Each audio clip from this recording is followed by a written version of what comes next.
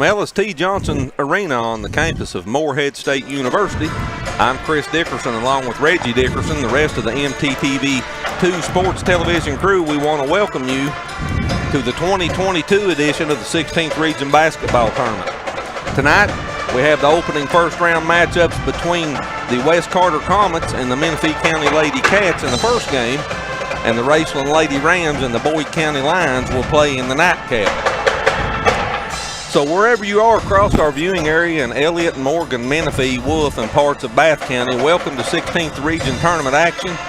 You're going to see a lot of Reggie and I here over the next 9 evenings. We're going to do 14 basketball games, and we're glad to have you along wherever you may be. This telecast this evening is being brought to you by Appalachian Wireless, Bank of the Mountains, David Ison, candidate for Morgan County Judge Executive, Frederick Law Office, PLLC, First National Bank of Grayson, St. Clair Healthcare, Skylar Dickerson, Realtor, Homeland Realty, and Traditional Bank. So Reggie, we turned around in early December, this thing started, and here we are now the last day of February at Morehead, getting ready to do our third season of wire-to-wire coverage of the 16th Region Tournament. Well, it seems like just a couple of weeks ago to me that we've done our first game this season, and time flies, Chris, and we got, I think it is one of the best first round matchups of the tournament, West Carter and Menifee. I think these teams split this year. Menifee winning one contest and West Carter winning the other. For West Carter, it's always, you just always have to be ready and mindful of their point guard, Allie Stone. She's a great player. She's a senior this year. We've watched her for the last 2-3 years. She's averaging 24 points a game. She's the floor general for West Carter.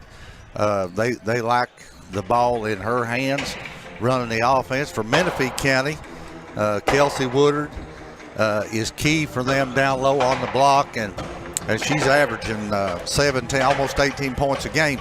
And we've done a couple of their games this year. And Chris, one game in particular that we done, J.C. Jebden, I think she put in 21 or 22 points. I think tonight the key to this game for Menifee County is can they get J.C. Jebden some looks and take the pressure off Kelsey Woodard. She's going to get her points. She's going to get her rebounds.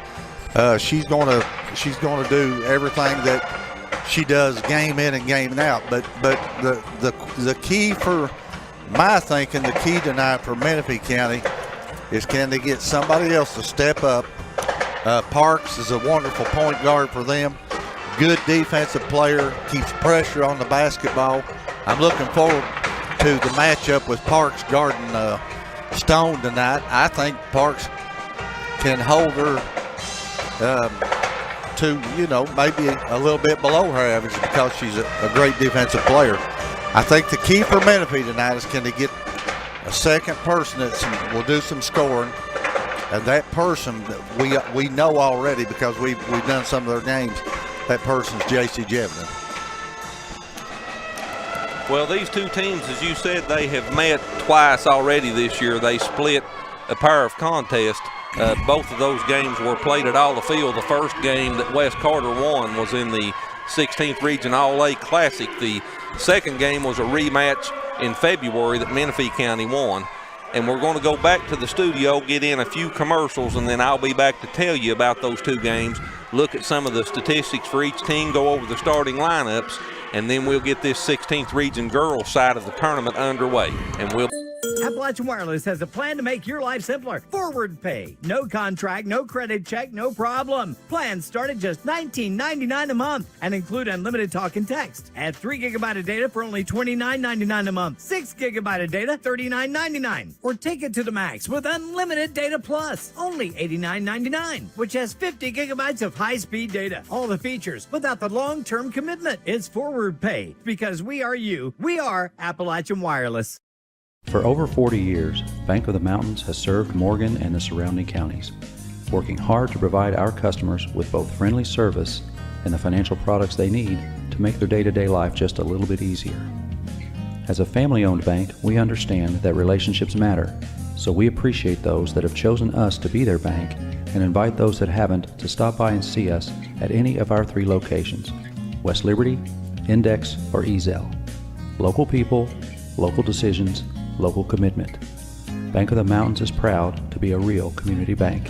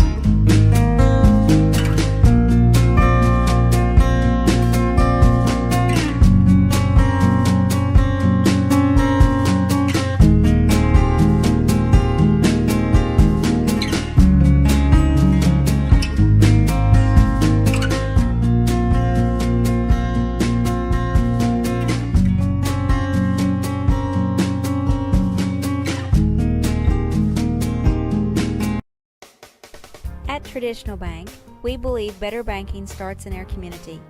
Whether we're serving on a board, volunteering for an event, or helping you open an account, we're proud to call Menifee County home. Call our team at 606-768-2145 and connect with your hometown bankers. Traditional Bank, lead local, serve local. Member FDIC, equal housing lender.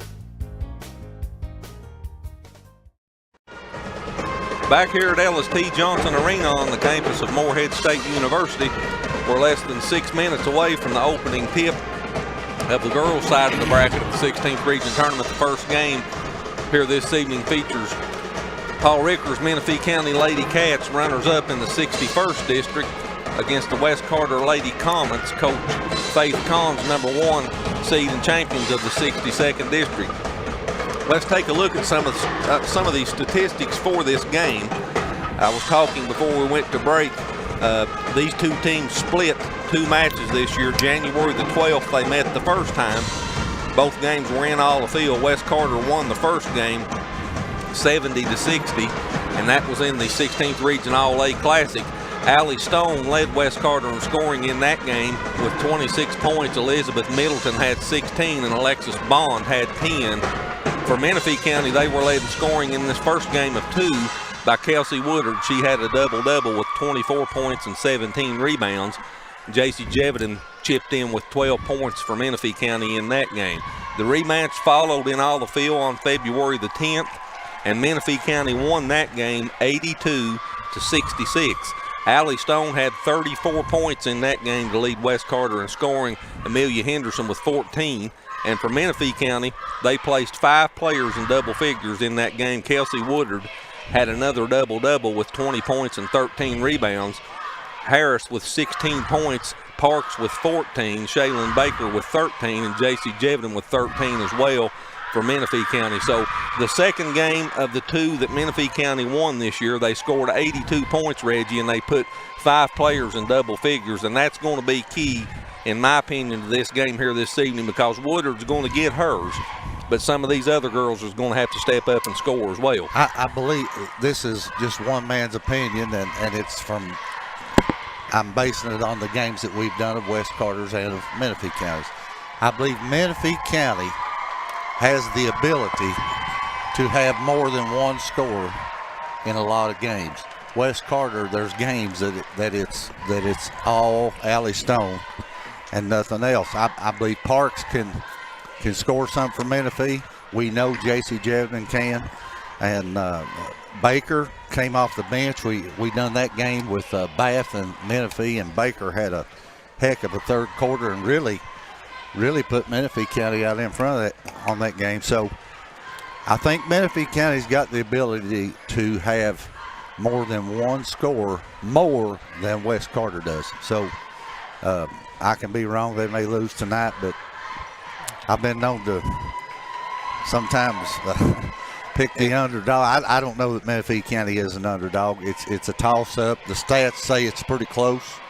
All the stats are pretty close. One statistic that there's more difference in than anything is probably rebounding, and that's separated by 6. Menifee County holds the edge 32-26. Well, in the 11 statistical categories that I look at for each game, offensive output, defensive output, point differential, free throw percentages and free throws attempted, field goal percentages, field goals attempted, three-point field goal percentage, three-point field goals attempted, and rebounds per game, Menifee County actually holds a 6-5 edge in those 11 categories over West Carter. Yep. Now, head-to-head between these two teams, since the 04-05 season, West Carter has a record of 13-8 overall. This is the first meeting since that time in regional play for these two teams. Let's take a look at the starting lineups for each team here this evening, and then we'll go silent and let you hear the official introduction here in just a couple of moments. First, let's look at Coach Faith Kahn's West Carter Lady Comets. 5'3" junior number 2, Elizabeth Middleton. Middleton averages 9.6 points per game. She's their best shooter from the floor at 52%, and their leading rebounder at 5.4 rebounds per game. 5'6" senior number 22, Allie Stone. Stone averaging 24 points a game. She's West Carter's leading scorer, shoots 87% from the charity stripe. 5'3" junior number 25, Alexis Bond. Bond averages 6.6 points per game. 5'9" sophomore number 30, Amelia Henderson. Henderson averages 7.8 points per game. And 5'6" senior Hannah Henderson, number 43.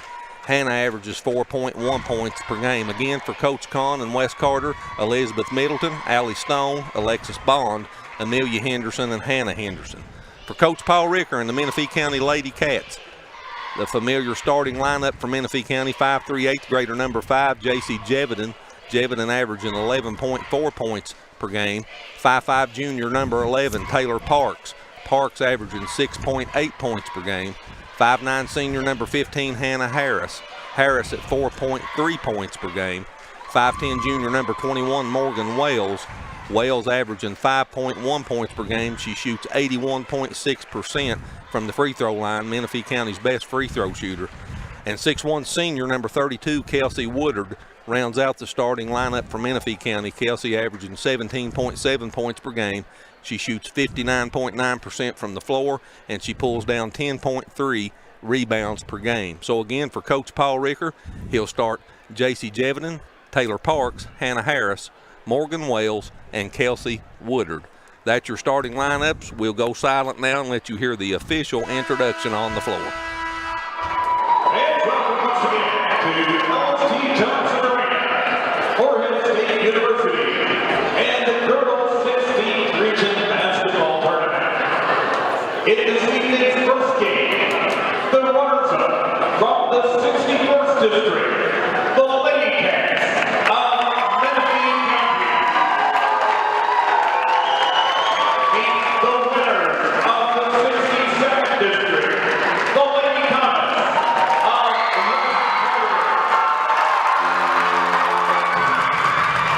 Let's get the starting lineup. First, for the visiting team, Menifee County. For the Ladycats, starting at guard, 5'3", 8th grader, number 5, J.C. Jevin. And guard at 5'5", junior, number 11, Taylor Parks. At center, 6'1", senior, number 32, Kelsey Woodard. And over to 5'10", junior, number 21, Morgan Wells.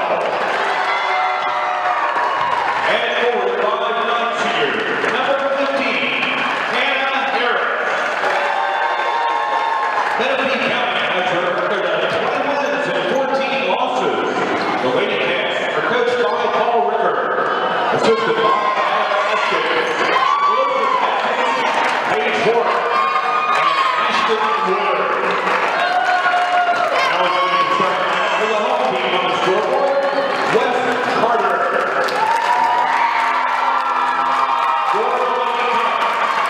Starting at guard, a 5'3" senior, number 2, Elizabeth Middleton. And guard, a 5'3" junior, number 25, Alexis Bond. And guard, a 5'6" senior, number 22, Allie Stone. And forward, a 5'9" junior, number 30, Amelia Henderson.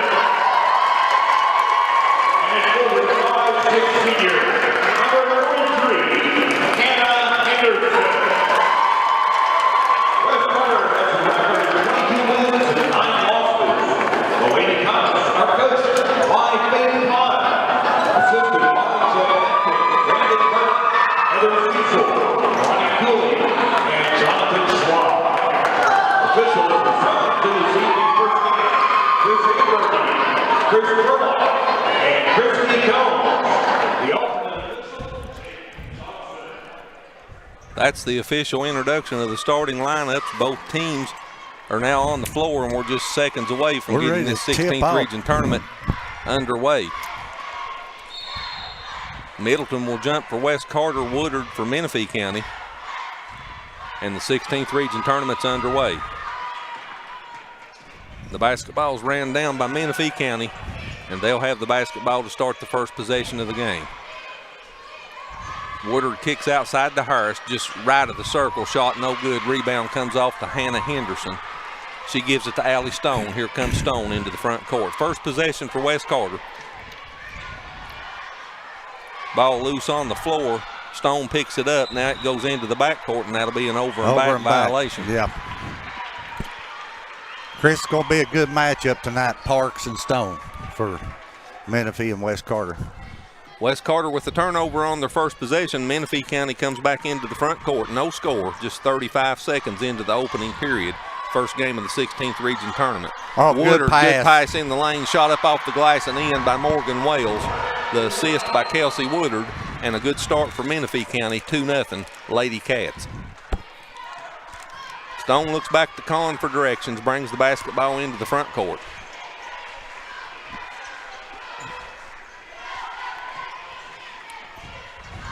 In the lane, Hannah Henderson loses it out of bounds, and it'll stay with West Carter. 6:57 left in the first period, 2-0 Menifee County with the lead. As Alexis Bond will inbounds underneath the West Carter basket. She gets it into Stone. Stone puts up a 5-foot runner, good. Allie Stone with her first 2 points, and we have our first tie of the evening at 2.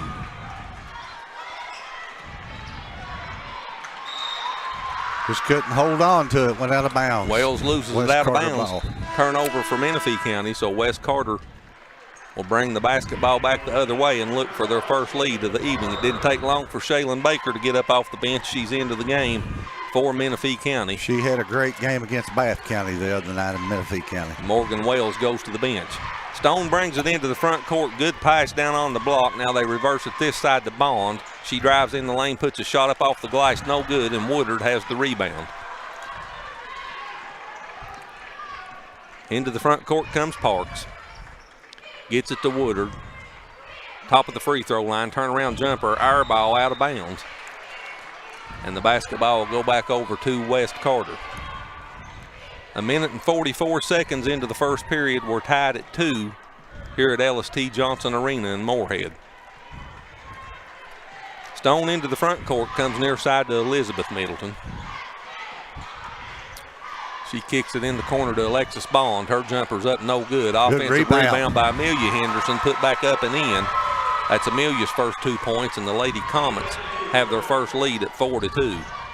Good pass. Baker, good pass down on the block, shot up off the glass and in by J.C. Jevedon. So Shaylin Baker with the assist, Jevedon with the bucket, and we're tied at 4. Stone into the front court for West Carter.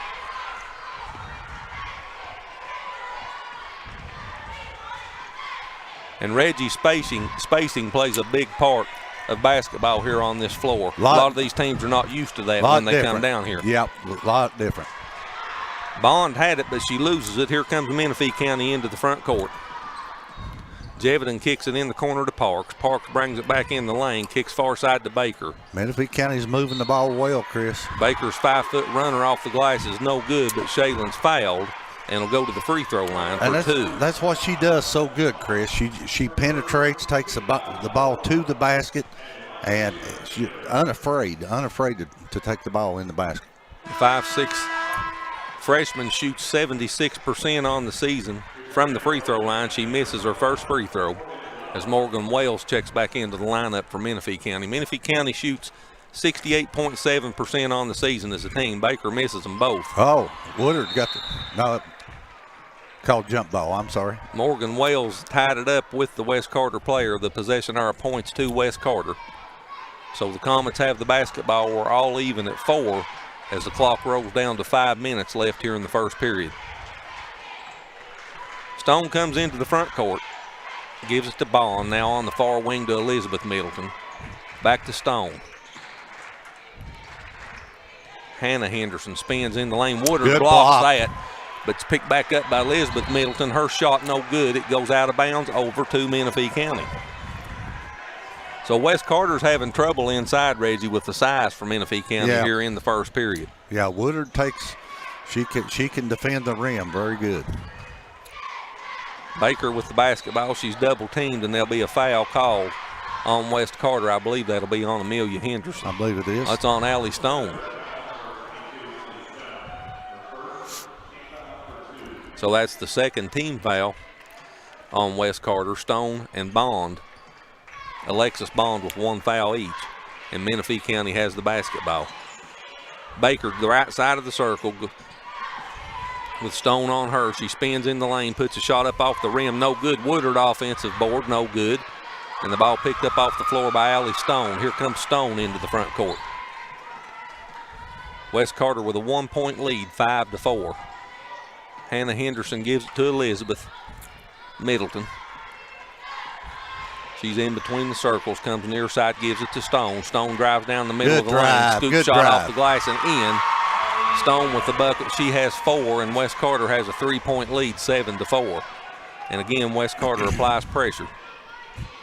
Parks gets it into the front court, all the way down the right side, flips a shot up, and she's fouled.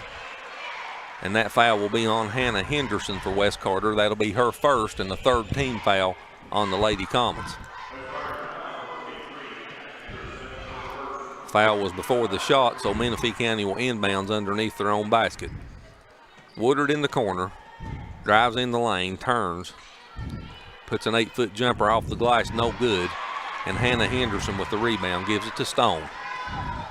Stone into the front court. Parks picks her up. She drives around her, flips it off the glass and in. Allie Stone with 6, and the West Carter leads 8-4. Again, pressure by West Carter. No problem this time. Parks brings it into the front court. Gets it to Jevidan. Jevidan drives down the middle of the lane, spins, picks her dribble up, gets it to Baker. Baker at the top of the key, drives down the right side of the lane, off the glass, shot no good, rebound West Carter. Elizabeth Middleton got the rebound. Stone could have picked up a foul right there very easily. Oh, good Baker defense. Takes it away from Middleton and brings it the other way. She just outrun everybody down the floor. Missed the layup. And West Carter comes away with the rebound. Hannah Henderson gets it back to Stone. So Baker missed a layup there, would have pulled Menifee County to within 2. Those hurt, Chris. You got to have those playing against West Carter. Stone into the front court, gives it to Hannah Henderson on the right wing. Parks on her. She comes back to Alexis Bond. Now Bond back to Stone. Stone will walk it back in between the circles. 2:28 left in the first period. Stone picks her dribble Good up. backdoor cut. It's Elizabeth Middleton on the cut, and Middleton puts it up off the glass and in. And the West Carter lead now is 6 at 10-4. Middleton with her first 2 points. Wales gets it to Woodard. Woodard on the block, shot up no good. She missed the layup. And Stone gets the rebound. Stone into the front court for West Carter. Down the middle of the lane, and she's fouled. And Allie will go to the free throw line to shoot 2. Woodard had that trouble the other night, Chris, in Menifee County. She missed several shots around the basket. So we have a timeout on the floor, a media timeout. We'll take it with them. 1:58 left in the first period. Your score, West Carter 10, Menifee County 4, and we'll be back to LST Johnson Arena right after this. Are you a 2022 high school senior planning to attend Morehead State University? Then you need to apply for the Mountain Telephone MSU Scholarship worth $3,000. Our scholarship is aimed toward students with a 2.5 to 3.5 GPA. Fill out an application by going to moreheadstate.edu/scholarships. We award 4 scholarships in each county: Elliott, Menifee, Morgan, and Wolf, and 1 scholarship in Bath County. Now, just this year, we are also offering the Foundation for Rural Service, or FRS scholarship, which can be found at frs.org/student. This is a regional scholarship worth $2,500, which may be used toward a vocational technical school or any accredited college. You better hurry. The FRS application deadline is March 5th, and the MRTC MSU deadline is March 15th. Good luck to all applicants. Back here in Morehead, 10-4, West Carter with a 6-point lead. And Allie Stone will be on the free throw line for the Comets. She shoots 87% on the season. She's West Carter's best free throw shooter. West Carter shoots 72.5% as a team on the season. Stone with 6 points here in the first period. She's 3 of 4 from the field already. Puts her first free throw up and good. So Allie with 7 of West Carter's 11 points, and the lead 7. Stone makes them both, and the lead's 8. Again, full court pressure. Menifee County breaks it this time. As Elena Dale and Kylie Halls checked into the lineup for Menifee County. Here goes Parks down the right side of the lane.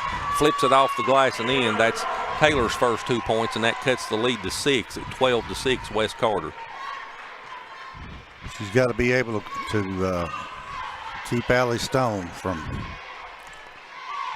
She's got 7 already in the first quarter. 8. That 16-foot jumper off the front of the orange, no good by Stone, and here comes Menifee County into the front court. Wales with the basketball in between the circles, comes near side to Dale. Dale gets it to Woodard. Good pass, and the shot off the glass and in by Kelsey Woodard. Just like that. That's her first 2 points, and the lead's cut to 4. Clock winds down under a minute now left in the first period as Stone comes into the front court. She brings it near side to Bond. In the corner to Henderson. Hannah in the lane. Threw it away. Was trying to throw it back to Elizabeth Middleton, but throws it out of bounds, so it'll be a turnover on West Carter. And Menifee can cut it to 2 here, Chris. As Amelia Henderson checks back into the lineup for the Lady Comets. Full court pressure again. Wales gets it to Hall. She comes cross court to Parks. She telegraphed that pass. West Carter picked it off. Amelia Henderson in the lane misses the shot, and Hall got the rebound, and here comes Menifee County. Parks into the front court. Floats a pass over to Dale on the left wing. She picks her dribble up, gets it back to Parks. Clock down under 25 seconds now. Wales with the basketball. Back to Parks. Parks to Dale. Good pass. Passes into Woodard. Her shot up off the glass, no good. Gets her own board, goes back up a second time, no good. We'll have a whistle, and they'll call Woodard over the back. So the foul's on Kelsey Woodard. That's her first, the second team foul on Menifee County. And with 7.4 seconds left in the period, West Carter has a 4-point lead of 12-8 in the basketball as Shaylin Baker checks back into the lineup for Menifee County. I wouldn't give Stone all that room. Clock under 5. Stone's going to have to hurry. Puts a floater up baseline, no good. And that'll bring us to the end of the first period here at LST Johnson Arena. Your score, West Carter 12, Menifee County 8. And we'll be back to Morehead right after this. At Traditional Bank, we believe better banking starts in our community. Whether we're serving on a board, volunteering for an event, or helping you open an account, we're proud to call Menifee County home. Call our team at 606-768-2145 and connect with your hometown bankers. Traditional Bank, lead local, serve local. Member FDIC, equal housing lender.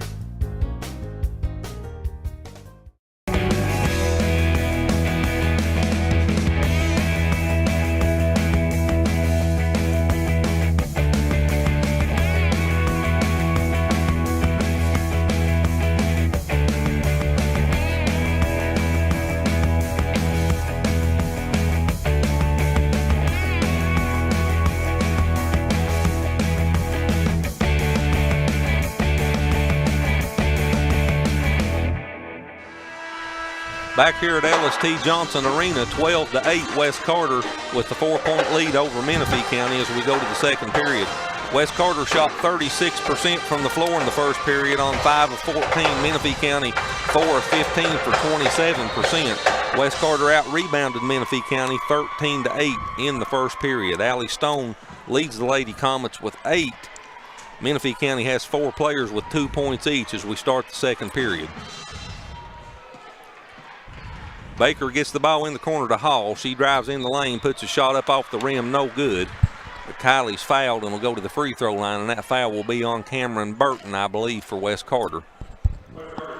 And Chris, Menifee got 2 buckets right there before the end of the first quarter, and they needed them. The 2 things were starting to get away from them a little bit, and they were able to tighten this game up a little bit with 2 shots. Kylie Hall, the 5'5 sophomore, shoots 63.9% on the season. She makes her first one. Cuts the lead to 3 at 12-9. And Hall misses the second.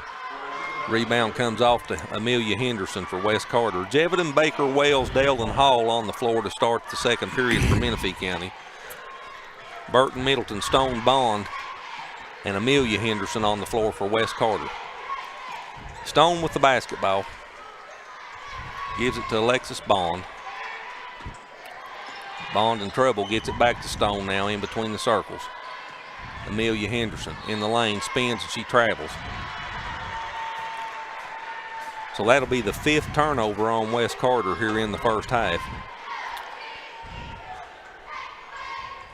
And Menifee County will try to cut into this 3-point lead. Again, pressure for West Carter. She walked. And Jevitt travels, turns it back over to West Carter. I don't know why Parks is not playing the point right now. I don't. 3rd turnover for Menifee County as Kelsey Woodard checks back into the lineup for Baker.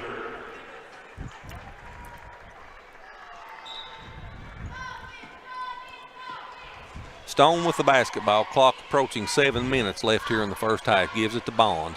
Bond on the right wing, backs it out, gives it to Henderson. Now she's back to Stone.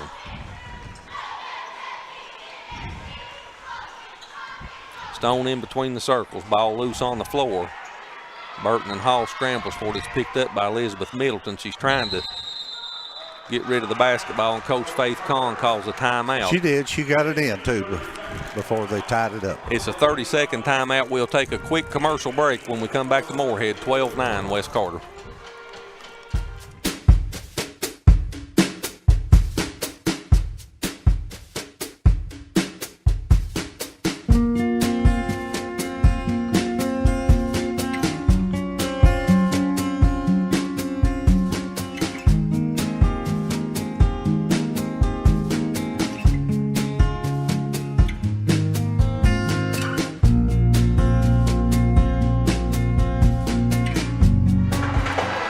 Back here at LST Johnson Arena, 12-9 West Carter with a 3-point lead with 6:44 left in the first half. Comets with the basketball. Stone gets it inbound. She's in between the circles. Brings it near side to Elizabeth Middleton, down to Bond on the block, and she brings it back out, and that's off of Burton's foot out of bounds. So turnover number 6 on the Lady Comets. And it's been really, Reggie, it's been a sloppy floor game, both teams here so far. I mean, Menifee County's missed a lot of shots. Hall throws it away. Another turnover for Menifee County. That's 4 for them now. Stone drives in the lane, puts a shot up around Woodard, no good. Offensive board up, no good, and the rebound comes off the Wales for Morgan County.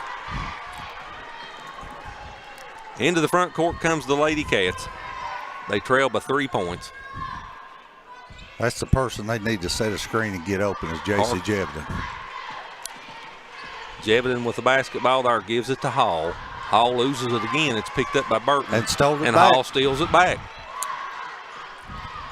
She gets it to Jevedon, to Wales, down on the block to Woodard. Very Woodard sloppy throws it game. away. Both teams throwing the ball away a lot. Elizabeth Middleton kicks it back to Stone. 3-ball off the front of the arm, no good. Bond with the rebound.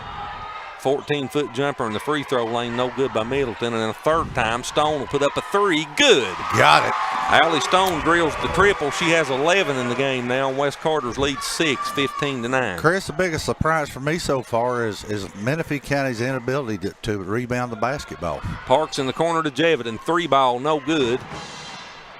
Woodard had her hands on it. It's loose on the floor, picked up by Stone. She gets it to Burton, and here comes the Comets.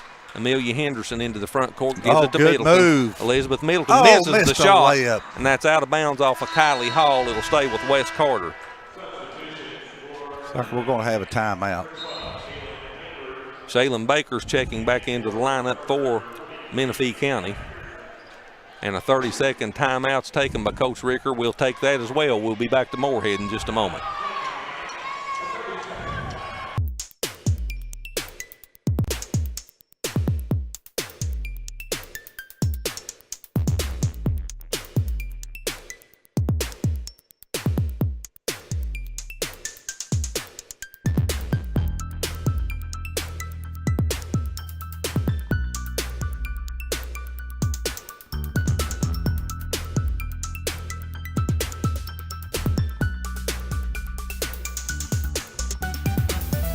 .505 left in the first half as West Carter inbounds the basketball. They have a 6-point lead at 15-9.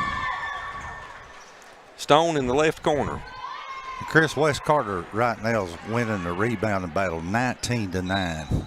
Stone flips that shot up off the glass, no good, but she's fouled. And it'll go to the free throw line. We'll see who that foul's on. I believe it's on Taylor Parks. And it is, and that's her second foul, I believe. Yes, it is. So 2 fouls on Taylor Parks. That's not a good thing for Menifee County. And Allie Stone's at the free throw line, 87% on the season. Allie makes her first. She's 3 of 3 from the free throw line here in the first half. She has 12 points now.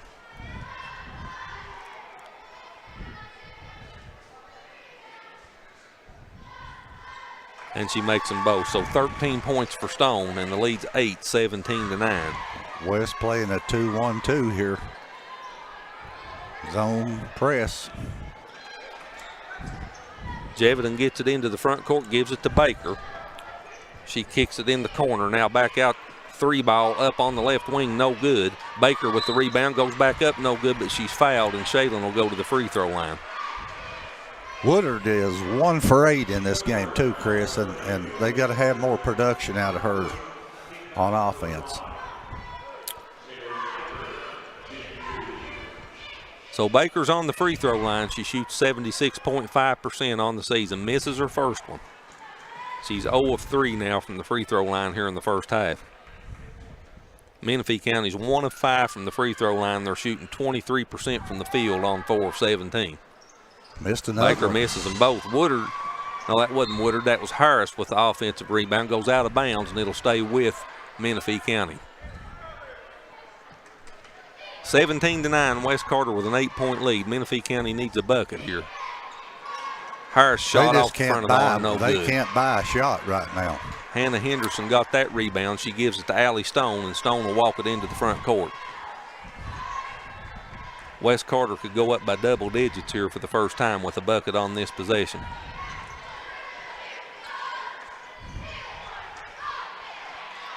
Could have got away with the foul there. It looked like a push to me. Stone comes in between the circles.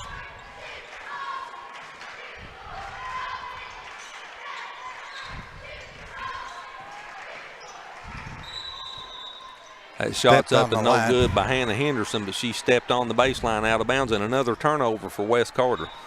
Menifee's got to have a bucket here, Chris. They need a bucket. They need a bucket in the worst way. Yep. They've had a long drought, long scoring drought. Jevedon kicks it off to Baker. Her shot up on the baseline, no good, but Shaylin's fouled and will go back to the free throw line. That foul will be on Hannah Henderson, and that's her second. That's 16 fouls now on Wes Carter. And Baker goes back to the free throw line where she's had 4 chances and missed them all here in the first half. She's a good free throw shooter too, 76.5% on the season, makes her first one. Cameron Burton checks back into the lineup for Wes Carter for Hannah Henderson. I wonder here if Menifee scores, if they'll put a little pressure of their own on. Baker makes them both. So she's 2 of 6 from the line now in the first half. That's her first 2 points. Parks is back in the game for Menifee. 17-11, Wes Carter with a 6-point lead and the basketball. Stone brings it into the front court. Gives it to Amelia Henderson. Turnaround jumper, no good. Bond Offensive rebound again. had the rebound, and now another foul will be called on Menifee County. We'll see who this foul's on. And that's on Shaylin Baker. Chris, they're just wearing Menifee out on the boards. That's Baker's first foul, the 4th team foul against Menifee County. Another offensive rebound. And they just keep extending possessions with offensive rebounds. Yeah, they just can't afford to do that. Almost Baker almost took that away from Stone. Stone in between the circles now. Clock down to 3:20 left in the first half. Stone gets it to Henderson. Comes near side to Bond. Bond to Henderson, back to Burton. 3-ball, right wing, no good. Rebound Baker. I thought she was fouled by Bond. She was fouled. Baker brings it coast to coast, and they'll knock it away from her from behind, out of bounds. It'll stay with Menifee County. 3:02 left in the first half. 17-11, Wes Carter with a 6-point lead, but Reggie, really, it feels like a lot more than that. It does, and you know, there's Kelsey Woodard. She hit her second Woodard shot. Spins and makes that shot in the lane. So Woodard with 4 points now. She's 2 of 9 from the field now in the first half, and that cuts the lead to 4. Coach Ricker has to be pleased with where he's at, as bad as they've played here in the first half. Yeah. Stone misses the jumper. Rebound comes off to Baker. Baker brings it into the front court, down the left side of the lane, kicks it back to Jevedon. Jevedon picks her dribble up, gives it to Woodard. 13-foot jumper, good. Kelsey Woodard with 6 points now. They've missed enough free throws to be ahead in this game. And this leads down to 2. Don't look now, but here comes Menifee County. Stone brings it into the front court. Wes Carter's not scored a point in the last 2 minutes and 36 seconds.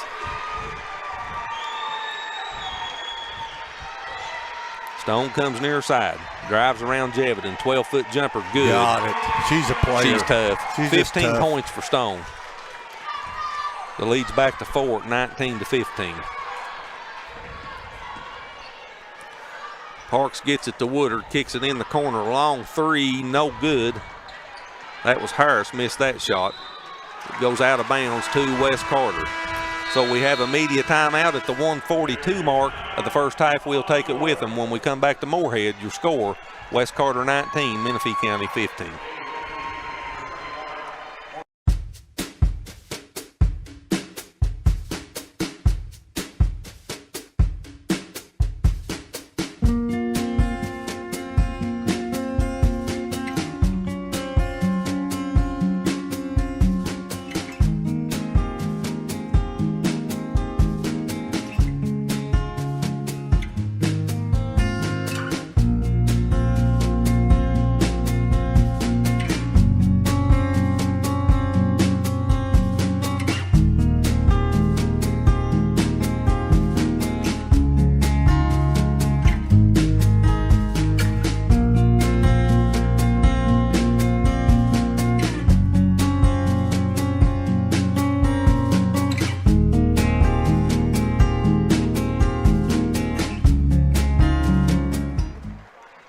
.42 left in the first half. Wes Carter with a 4-point lead, 19-15. But Menifee County's cut into this lead, Reggie, the last 3 minutes. Well, I mean, I said before the game that the one advantage I thought Menifee had was the rebounding, and West is just, they're ahead 22-15 on the boards right now. And Chris, Woodard has had a very slow first half, so Menifee County's coach should be happy that he's this close. Another turnover for West Carter. Here comes Baker. Lays it up off the glass. Missed it again. Shot back up by Parks. No good, but she's fouled and will go to the free throw line. So Baker picks off another pass. She missed the bunny underneath, but Parks was right there to get the rebound, and she's fouled, and Taylor will go to the free throw line. The 5'5" junior shoots 50% on the season. Parks with 2 points here in the first half, and this is her first trip to the charity stripe. She misses the first one. So I think this big floor, Chris, throws these players off some. It's 10 feet longer. I'm not sure about the width. It's wider. It is wider. I thought it was, but I wasn't. I know it's 10 feet longer. And, so Parks splits the pair. She has 3 points. That's what I was talking about earlier in the game. Spacing issues are big for a lot of these teams. They're big in these games, yes. Stone comes into the front court. The clock approaches a minute left in the first half. Bond with the basketball. Parks on her. Gives it back to Stone.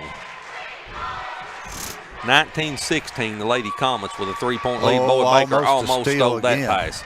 Bond, 3-ball, left corner. Got it. Alexis Bond with the triple. That's her first 3. That's a big shot by her. West Carter's up by 6. 46.4 seconds left in the first half. Menifee needs a bucket here now. They don't need to go down any further before halftime.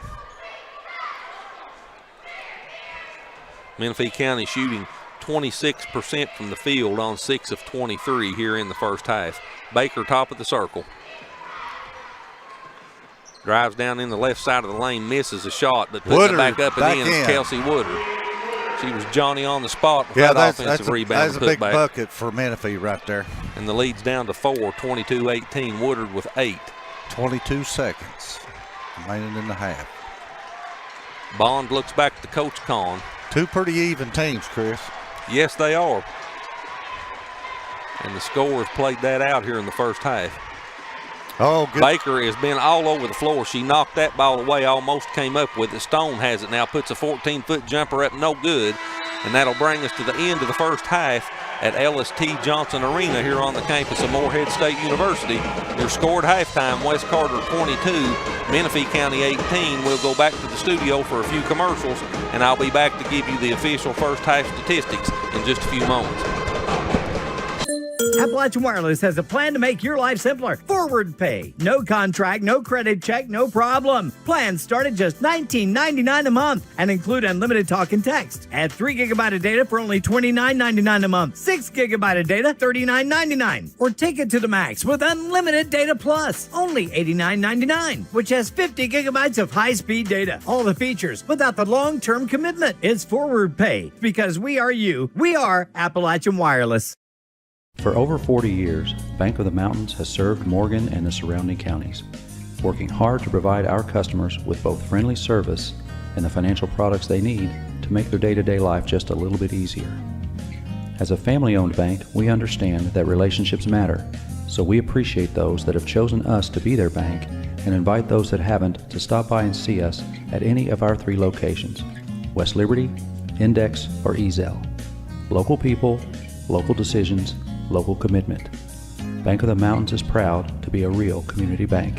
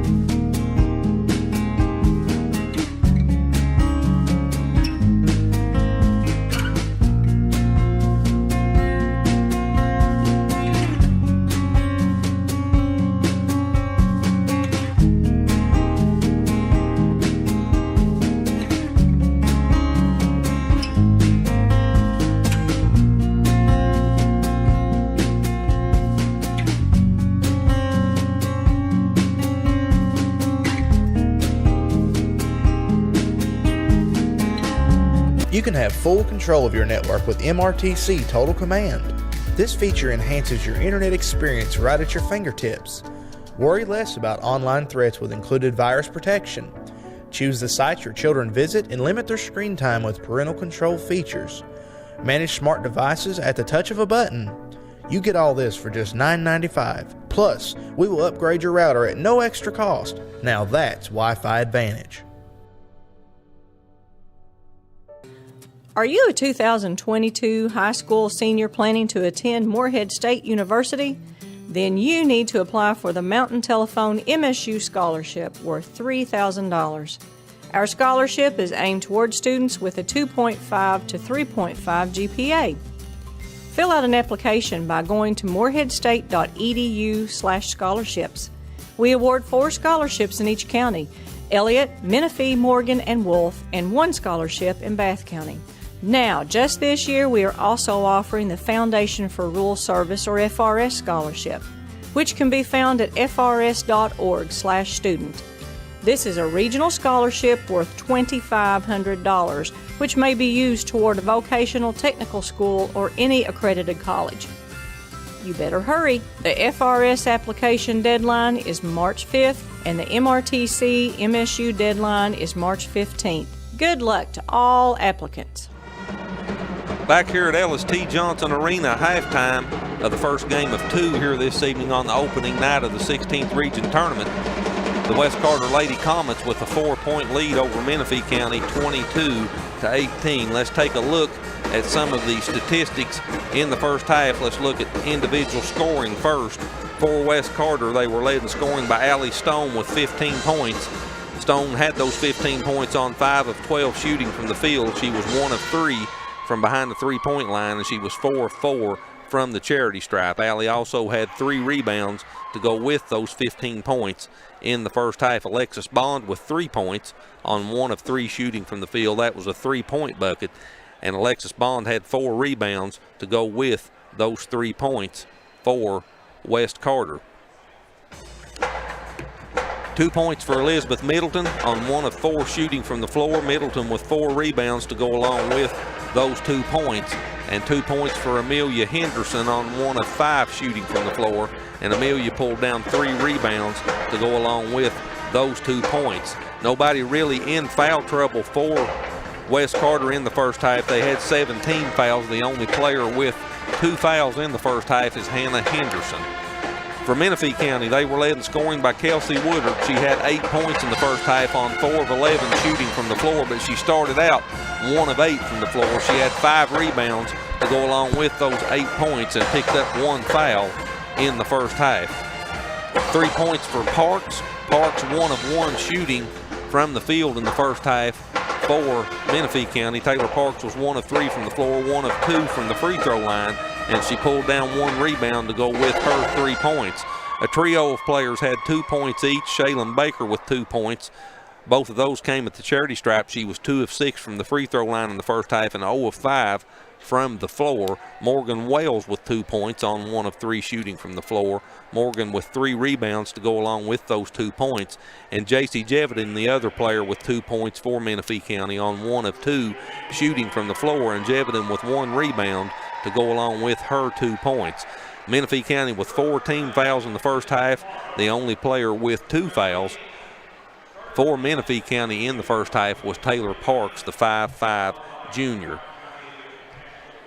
Menifee County shot 28% from the field on 7 of 25 in the first half. West Carter shot 30% on 8 of 27. From behind the three-point line, Menifee County was 0 of 5, while West Carter was 40% on 2 of 5 shooting from downtown from the free throw line.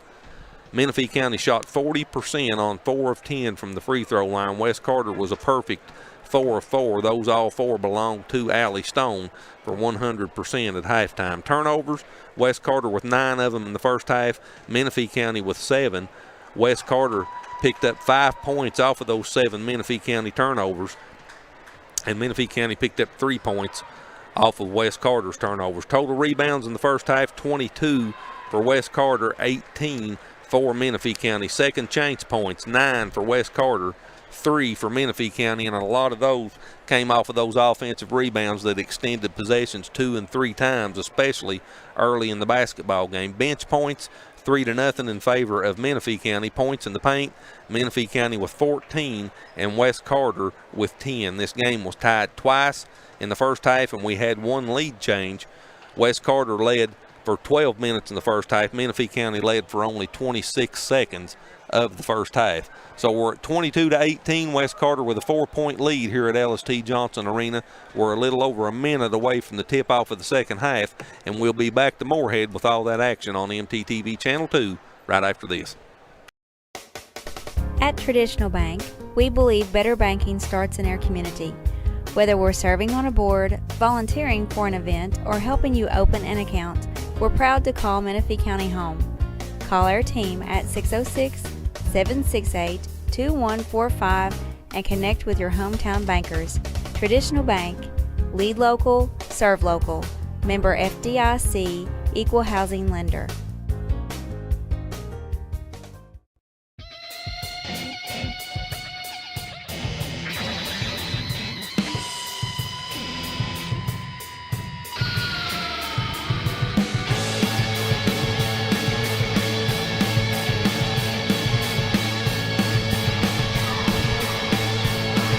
Back here in Morehead, we're getting ready to start the second half. West Carter with a 4-point lead, 22-18. West Carter will have Elizabeth Middleton, Stone, Bond, Amelia Henderson, and Hannah Henderson on the floor to start the second half. Jeviton, Parks, Harris, Wales, and Woodard on the floor for Menifee County. And here we go with the second half. Right off the bat, it looks like Kelsey Woodard will pick up the foul for Menifee County. And that's her second. So she's the second player with 2 personal fouls in the game. Parks also has 2 fouls for Menifee County. Stone will inbounds underneath the basket. Bond, top of the key, gets it to Stone on the left wing. She drives left side of the lane, shot off the back of the arm, no good. And the rebound comes off to Menifee County to Jeviton. She gives it to Parks, and Taylor will bring it into the front court. Woodard at the free throw lane, drives down the right side of the lane, picks her dribble up, sidestep, shot off the glass, no good. She got the offensive rebound, and she's fouled, and Kelsey will go to the free throw line to shoot 2. That foul will be on Hannah Henderson for West Carter, and that'll be 3 fouls on her. So she's the first player in the game to pick up 3 fouls, and Kelsey Woodard goes to the free throw line for the first time this evening. The 6'1" senior shoots 71.8% on the season. She makes the first one. So the lead's down to 3, 22-19.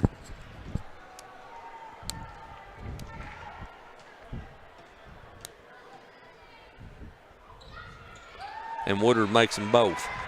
So she has 10 points in the game now. And Reggie, the lead's just 2. Yeah, Menifee County closing the gap a little bit. They just need to concentrate on Allie Stone. And she had 15 the first half, Chris. And there's nothing that makes me believe that they won't keep going to her. And Menifee County's got to find a way to shut her down. Elizabeth Middleton misses the 3. Shot put back up off the glass and in. They're getting too many second chance by points. Amelia Henderson. And they've done that repeatedly in this game. They have. 24-20, West with the 4-point lead. Woodard in the lane. Scoop shot no good. And the rebound's picked up by Burton for West Carter. Cameron into the front court. They look to build on this 4-point lead. Stone with the basketball now. That's just unlike Woodard missing those shots around the basket. Almost another turnover there. Parks almost had that. Baker's had a lot of steals from Menifee this game. I don't know what you don't put her in and try to create some offense off of defense. West Carter with 9 turnovers in this game. It's been an ugly floor game both sides. It has. Stone 3-ball, right wing, off the back of the arm, no good. Woodard with the rebound from Menifee County. Into the front court comes the Ladycats. Good move by Jeviton. Shot up off the glass and in. J.C. Jeviton with the bucket. She has 4 points in the game, and the lead's back down to 2, 24-22. So Menifee County just won't go away. Stone into the front court, gets it in the corner to Burton. You almost get the feeling if they could get over the top, Chris, that they would another turnover, Reggie, for West Carter. Would break away and build a lead and get some momentum. Coach Kahn's going to call timeout here. Turnover number 10 for the Lady Comets. It's a 30-second timeout, so we'll keep it here this time.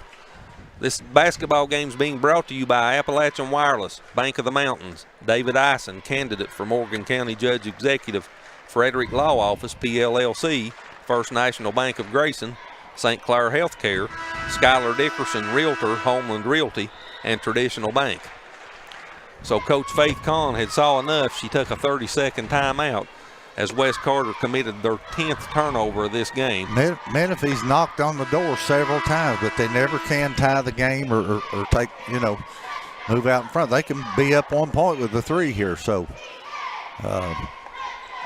Woodard's got to have a big half here. Menifee County's only lead in this game was at 2-0 in the 7:19 mark of the first period. They try to tie it up here. Parks flips a shot up, no good, but Woodard picks it up, puts it in, up and in. Kelsey Woodard with 12. We're tied. And we're tied at 24. Stone brings it into the front court for West Carter. And I'm like you, Reggie, you get the feeling that if Menifee County could ever get over the hump and get a lead, they might pull out away a little bit here. Yeah. Stone in the lane, loses it, picks it up, gives it to Burton. She'll put up a 3, no good. Rebound comes off to Menifee County's Wales, and she gives it. Menifee's got hurt real bad on the offensive glass, Chris, and so if they can cut down on West, getting them offensive rebounds, and get Woodard some looks like she's had here. Harris in the corner for Menifee County gets it back to Woodard. They can take the lead here with a bucket. Woodard looking for somebody to pass it to, gets it back out to Parks. Parks on the right side of the floor. That's what they want right there. That's it. Shot up off the glass, no good. Put up the second time and in by Kelsey Woodard. I thought she got pushed the first time. I did too. She has 14 in the game now, and Menifee County has a 2-point lead, 26-24. First lead since 2-0. And Parks is going to have to do a good job on Allie Stone. And so far this half, she has. You was talking about offensive rebounds. West Carter with 24 rebounds in this game, and 11 of those are on the offensive end. Here comes Baker from Menifee County. She had a good defensive half, first half. Baker checks back in for Hannah Harris. She puts a lot of pressure out front. She plays with a lot of energy. Stone with a 15-foot jumper, just right in the lane, good. And that stops Menifee's momentum for a moment. Stone with 17 points now. Stone with 17, the rest of West Carter's team with 9. And we're tied at 26.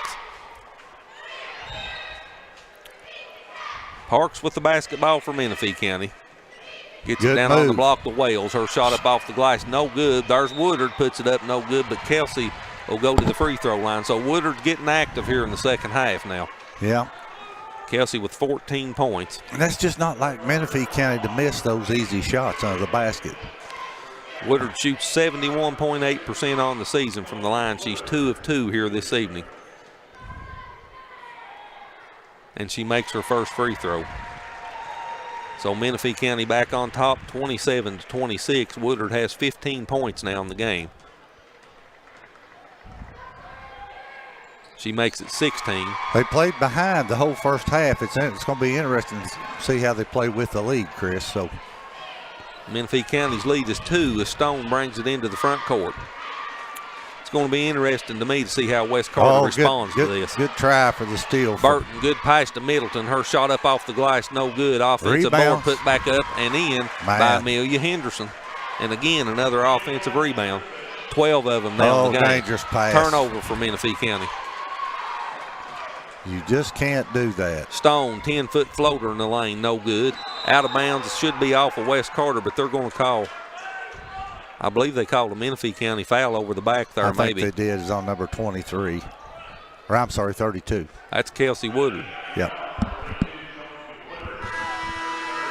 So that's 3 fouls now on Woodard.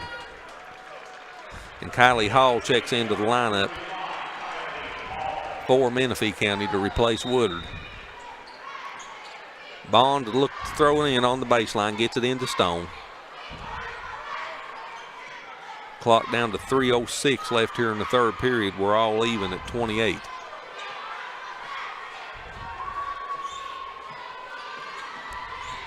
Elizabeth Middleton with the basketball, gives it to Bond. Bond in the lane to Amelia Henderson, kicks it back out for a 3. Stone misses that, but there's offensive Bond. Rebound again. Second time up, no good. Can't Bond believe is it. fouled and will go to the free throw line. And again, Reggie, like you say, they're Killing wiring out the Menifee. offensive glass. They're simply not blocking out. It's not that they're getting out jumped or out hustled. They just are not blocking out. So we have a media timeout at the 2:46 mark of the third period. Your score, West Carter 28, Menifee County 28. And we'll be back to LST Johnson Arena right after this.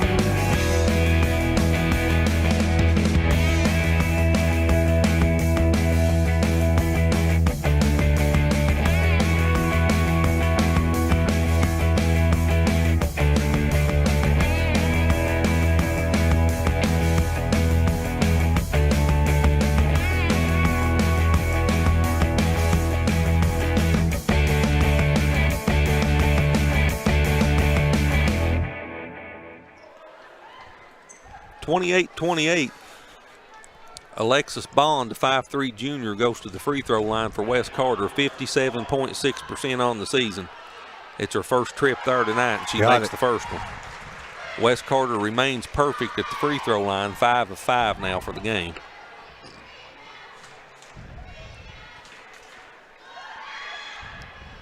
Bond splits the pair. Baker with the rebound.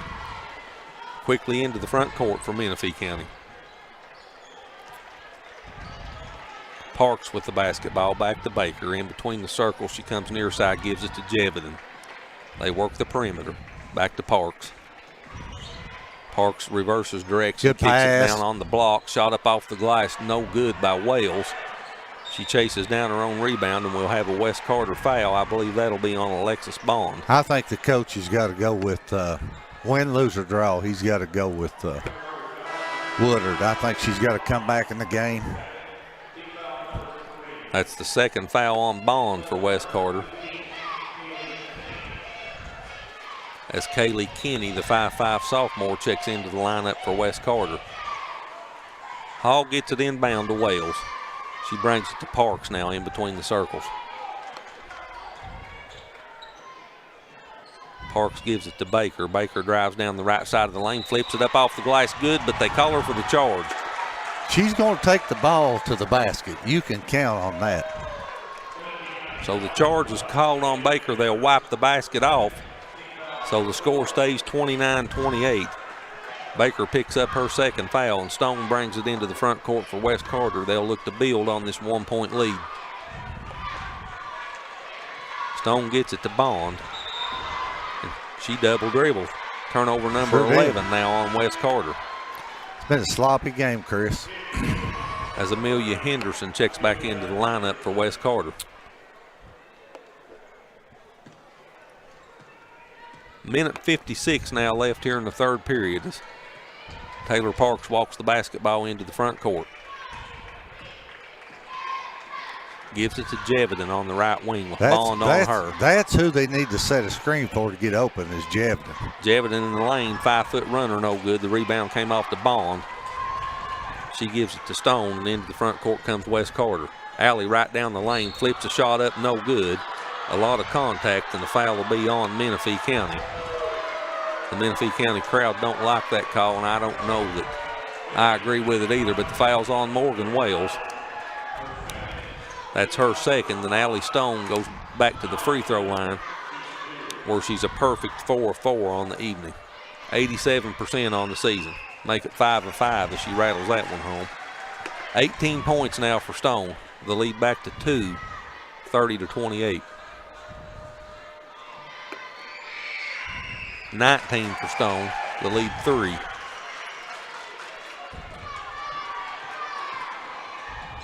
Parks cross court to Jevidan. Jevidan back to Parks in between the circles.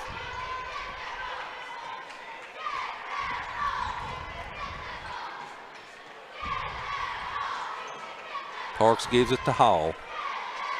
Now she hands it back to Parks. Clock down to 1:07 now. Hall on the right wing. Reverses direction. Drives down on the block. That shot was blocked by Amelia Henderson, and they'll call Henderson for the foul. And Parks has done a better job on Stone here in the third quarter. She held her to 4 points. And Kylie Hall, the 5'5" sophomore, misses her first free throw, 63.9% on the season.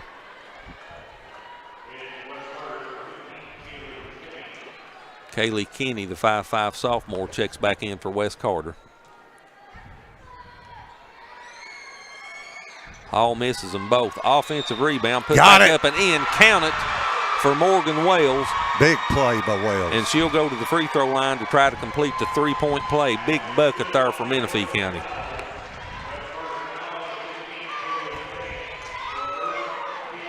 Big so Morgan Wales, the rebound. 5'10" junior, with the offensive board, puts it back in. She's shooting 81.6% on the season from the charity stripe. She has 4 points in the game with that bucket. Make it 5 as she makes the free throw, completes the 3-point play. That was a big play for Menifee County, especially with Woodard on the bench, Chris. We're here at the third quarter. Big play. Remember that play. We're tied at 31. The clock down under 50 seconds now. Stone into the front court, gives it to Bond. Bond back to Stone with Baker on her. Stone in the lane, puts a runner up, rattles around and in. Stone's with 21 now. West back to a 2-point lead, 33-31. Clock down under 25 seconds. Jevidan gets it to Wales. She kicks it to Parks. Parks in the lane, Good back pass. to Wales. She had the shot and didn't take it. She backs it out, gives it back to Parks. Clock down under 15. Good. Parks finds Wales again. She gets it back to Baker. She puts a shot up off the glass. No good. In and out. And the rebound comes off to Wes Carter. Stone. Clock down under 5. The shot's up, but no good. We come to the end of the third period. Good game here at LST Johnson Arena. Your score, West Carter 33, Menifee County 31. And we'll be back to Morehead with the fourth quarter action on MTTV Channel 2 right after this. Appalachian Wireless has a plan to make your life simpler. Forward pay. No contract, no credit check, no problem. Plans start at just $19.99 a month and include unlimited talk and text. Add 3 gigabyte of data for only $29.99 a month. 6 gigabyte of data, $39.99. Or take it to the max with unlimited data plus, only $89.99, which has 50 gigabytes of high-speed data. All the features without the long-term commitment. It's forward pay because we are you. We are Appalachian Wireless.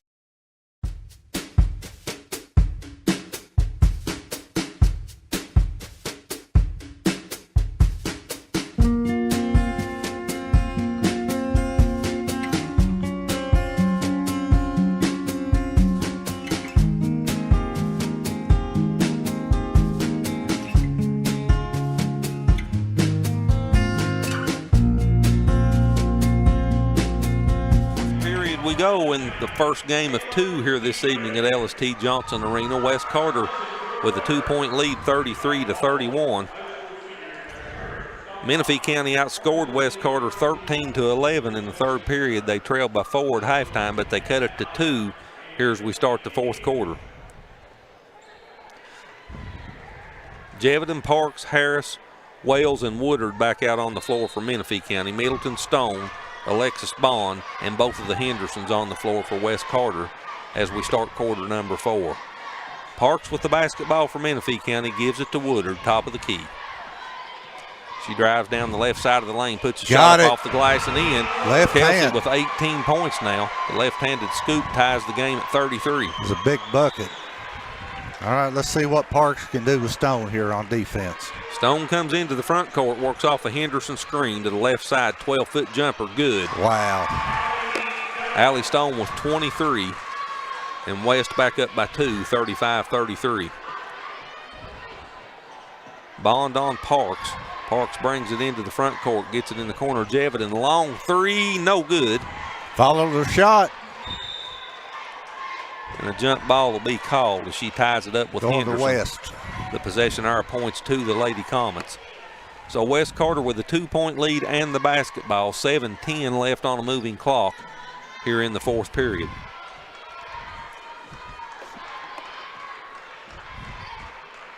Stone's got 23 of their 35 points, Chris. Yeah, we said before the game started that was going to be the thing. You're not going to shut her down, and they've certainly not tonight. Stone misses a shot there. Woodard with the rebound. She missed a shot, but it was a good shot right It was from the a good elbow. shot. I mean, you'll shoot them all day. They got to play better defense than that. Parks brings the basketball into the front court, comes down the right side, kicks it back to Baker in between the circles. Oh, stripped her. Allie Stone knocked it away from her. It's loose on the floor, but a timeout's called by Coach Ricker for Menifee County. It's a 30-second timeout. We'll get in a quick commercial when we come back to Morehead. 35-33 West Carter. At Traditional Bank, we believe better banking starts in our community. Whether we're serving on a board, volunteering for an event, or helping you open an account, we're proud to call Menifee County home.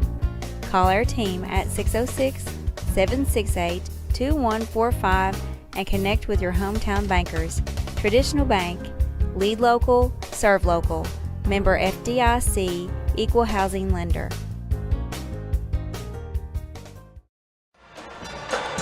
(35-33) West Carter with a 2-point lead. Menifee County with the basketball. 6:30 left in the fourth period. Reggie, this has been a good game. It's been sloppy played on the floor, but neither team's been able to pull away in this game. That's true. Woodard with the basketball for Menifee County on the left wing. I'm not saying West Carter has played good. They've played better than Menifee had. I mean, Menifee's had a terrible outing on the boards. And Jevitin, three ball Got it. good, and Big that's what shot. they need. J.C. Jevitin with the triple, and she Chris, puts Menifee County on top. And Chris, we watched her do that over there the other night at Menifee County. I don't understand them not setting up a play for her because she's an excellent shooter. 36-35 now. Jevitin has 7 in the game. 17-foot jumper good by Amelia Henderson. She answers on the other end. And it's 37-36. West back up by 1. Parks into the front court with Bond on her. Gives it to Baker. Baker back to Jevitin in She between just the circles. almost threw that away. Woodard in the lane. Spins to her right, puts it up, Got bounces it in. Kelsey Woodard with 20 points now. And Menifee County back on top, 38-37. They need a defensive stop here. Stone into the front court. They're running that same little. I mean, And she makes that the 12-foot Menifee jumper. County coach has got to call a timeout and stop that. 25 points now for Stone. That's not something that he can't stop. Parks brings it into the front court. Gets it in the corner to Jevitin. To Woodard on the block. Good Finds pass. Baker across the lane. Kicks it back. 12-foot jumper. Wales no good. And the ball picked up off the floor by Stone. So 39-38. West Carter with a 1-point lead and the basketball. The clock down under 4:40 and moving here in Ellis-T. Johnson Arena. Down on the block. Shot up off the glass. No good by Hannah Henderson. And Menifee County gets the basketball. Here comes Parks into the front court. Gets it to Baker. Baker drives in the lane, fall away jumper, good. I thought she got fouled. She was fouled. They didn't call it. Yeah, it was But very Baker evident gets the that she bucket was in the fouled. lane. She's got 4, and Menifee County's back up by 1, 40-39. Well, this turned out to be a great game, Chris. Stone with the basketball, right side of the lane. Baker takes it took away it from from her. her. There's Shaylin Baker again with a big play. Get the ball apart. She splits the defenders, takes it right down the middle of the lane, lays it up and in. Got it. Baker with 6 points, and Menifee has a 3-point lead. And a timeout for Wes Carter. Carter. So we'll take the timeout with them. 3:56 left in the fourth period. Your score, Menifee County 42, Wes Carter 39, and we'll be back to LST Johnson Arena right after this.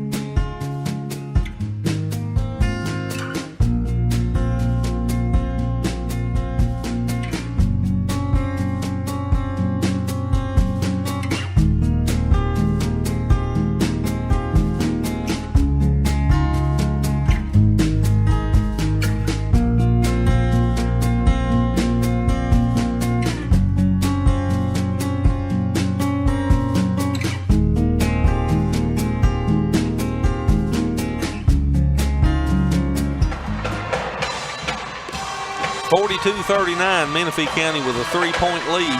3:56 left in regulation here at LST Johnson Arena, and that timeout was taken by Coach Paul Ricker in Menifee County. So we'll see how he sets the defense this time. If they can pick up on this Allie Stone screen right here. This is big. If they can hold them right here. Here comes Stone again into the front court. We'll see if she tries to work that screen. Bond with the basketball. There's Baker. She steals another one. She picks the basketball up in the lane, puts it up, no good off the glass. Rebound taken down by by Middleton for Wes Carter, and we'll have a foul on Menifee County. I don't know how many steals Baker's got, but I can tell you, let's see here.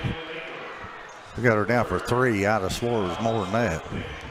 So Baker picks up her third foul, and Wes Carter will again try to cut into this 3-point lead for Menifee County.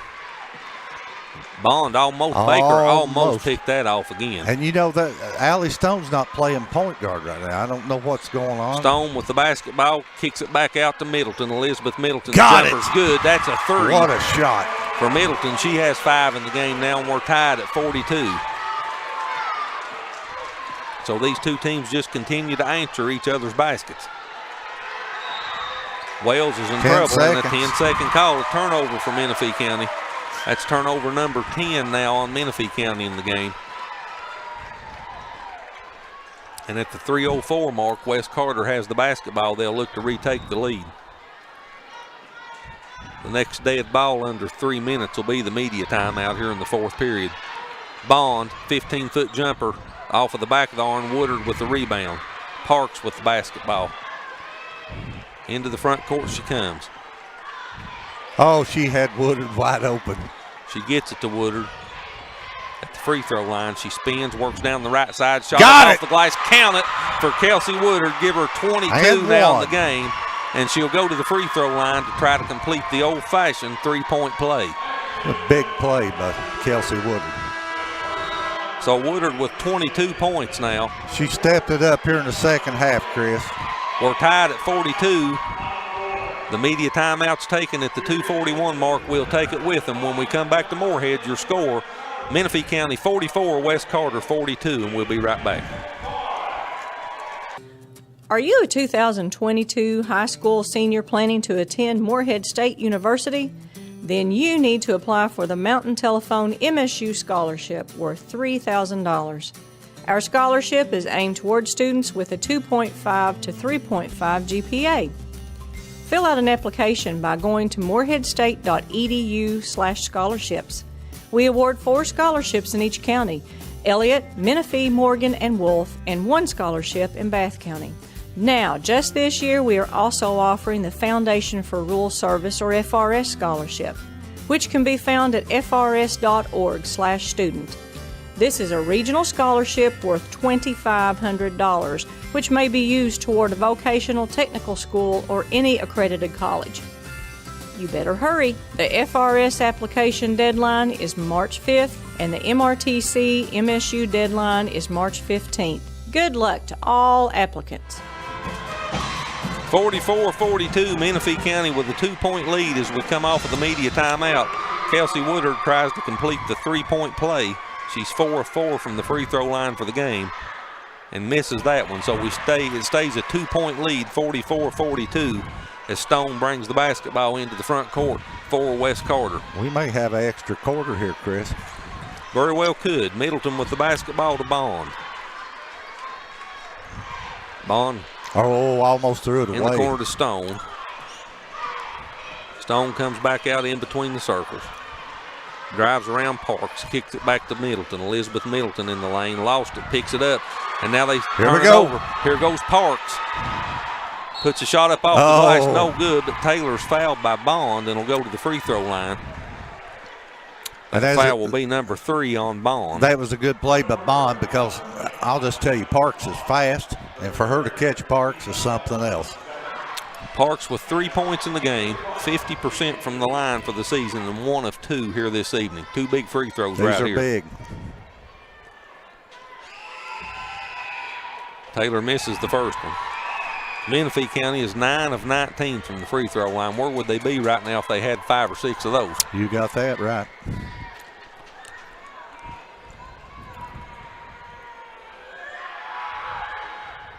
Taylor rattles the second one in, so she has 4 points. She splits the pair, and it's a 3-point lead for Menifee County.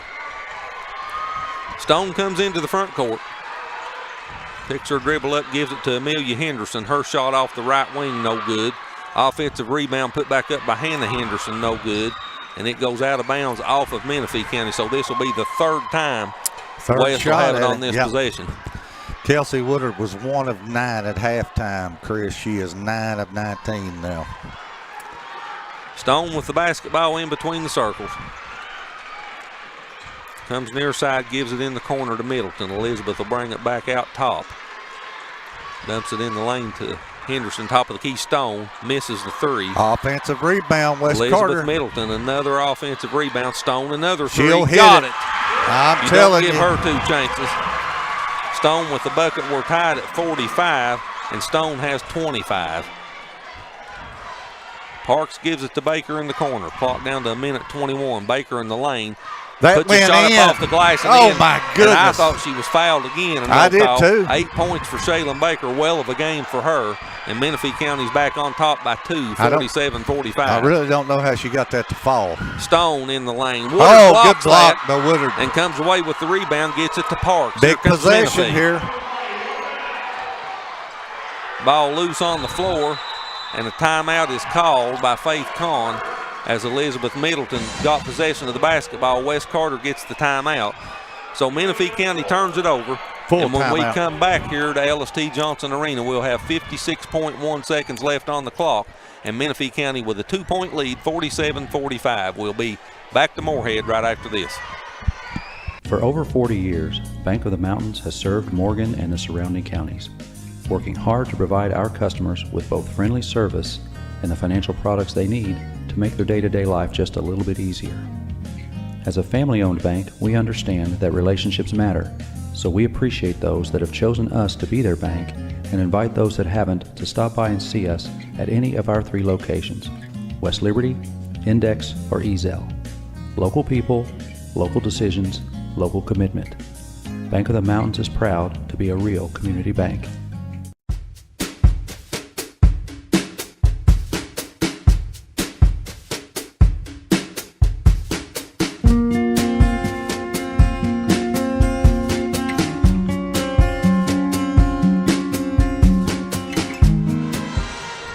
Big turnover for Menifee County on that possession, gives the basketball back to West Carter. West Carter trails by 2 with 56.1 seconds left on the clock, and here we go. Here we go, Chris. Need a big defensive stop right here from Menifee County. Stone drives down the right side of the lane. Good Woodard block blocks her Woodard. again, gets the rebound, and they're going to call a jump ball. I thought that was a foul on Bond. It was a foul on Bond. But they call a jump ball. The possession arrow points to Menifee County. Menifee County might be able to get a breakaway right here. They get it into Parks. She gets it back to Wales. Wales picks her dribble up back to Parks. Oh, there it is. There's Pass Woodard to on Woodard. the other end, lays it up and in. That might seal the game Kelsey right there. Woodard with 24, and the lead's 4 now. 49-45, clock down to 30 seconds. Here goes Stone, 15-foot jumper, good. Got it. Allie Stone with the bucket. Timeout West. And the lead's cut to 4, 49-45. They should have cut it to 2. 49-47, there we go. The scoreboard slow and updating. Stone with 30 points now for West Carter. She's kept them in the game, that's for sure. West Carter led this game 22-18 at halftime. Menifee County's outscored them by 6 points here in the second half. They outscored them 13-11 in the third period. And so far in the fourth period, Menifee County's outscored West Carter 18-14. Kelsey Woodard leads Menifee County in scoring with 24 points on 10 of 20 from the field, 4 of 5 from the free throw line, and Kelsey's got 16 rebounds to go with those 24 points. Shaylin Baker has 8 points on 3 of 10 shooting from the floor and 4 rebounds to go with her 8 points. West Carter's been all Allie Stone. She's got 30 points of West 47. She shot 11 of 25 from the field, and she's 6 of 6 from the free throw line. And that's where we're at with 26.3 seconds left on the clock. Jevedon, Parks, Baker, Wells, and Woodard on the floor for Menifee County. Middleton, Stone, Bond, and both of the Hendersons for West Carter. West may have to foul here too. Woodard's got the basketball. She's double teamed and they call the foul. So we'll walk to the other end. And Kelsey Woodard will shoot free throws. That foul was on Amelia Henderson. That's her 4th. Woodard goes to the free throw line. She's been there 5 times this evening, made 4 of them, and she's got 24 points in the game. These are big ones here, Chris. Needless to say, these are very big. Woodard makes the first one. 25 points now for Kelsey, and the lead's 3. This one would make it a 2-possession game if she can make it.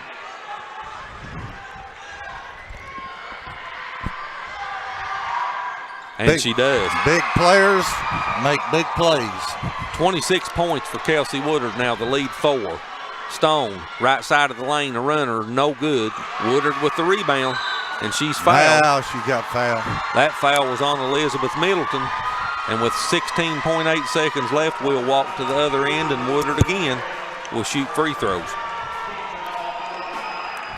And the Menifee County crowd, Reggie's starting to feel it. They're starting to feel, and I'm going to tell you this, the first half they played terrible. I mean, I'm sure that Coach would be the first one to tell you that. But they've hung in. They hung in, and just luckily West wasn't playing their very best tonight too. Woodard's got 27 now in the game, and she makes the first free throw of 2. It's a 5-point lead, 52-47. She can make it 6. And she does. 28 points now for Kelsey Woodard. 17 rebounds to go along with those 27 points. Bond into the front court. Stone, long 3, no good. That's going to do it, Chris. And Woodard's got the rebound, and the clock's down to 5 seconds, and that'll be it. So folks in Frenchburg, celebrate. Coach Paul Ricker and the Ladycats are going to the semifinals here of the 16th region. Your final score, Menifee County 53, West Carter 47. We'll go back to the studio for a few commercials, and I'll be back with the final statistics of this first game here at LST Johnson Arena. At Traditional Bank, we believe better banking starts in our community. Whether we're serving on a board, volunteering for an event, or helping you open an account, we're proud to call Menifee County home. Call our team at 606-768-2145 and connect with your hometown bankers. Traditional Bank, lead local, serve local. Member FDIC, equal housing lender.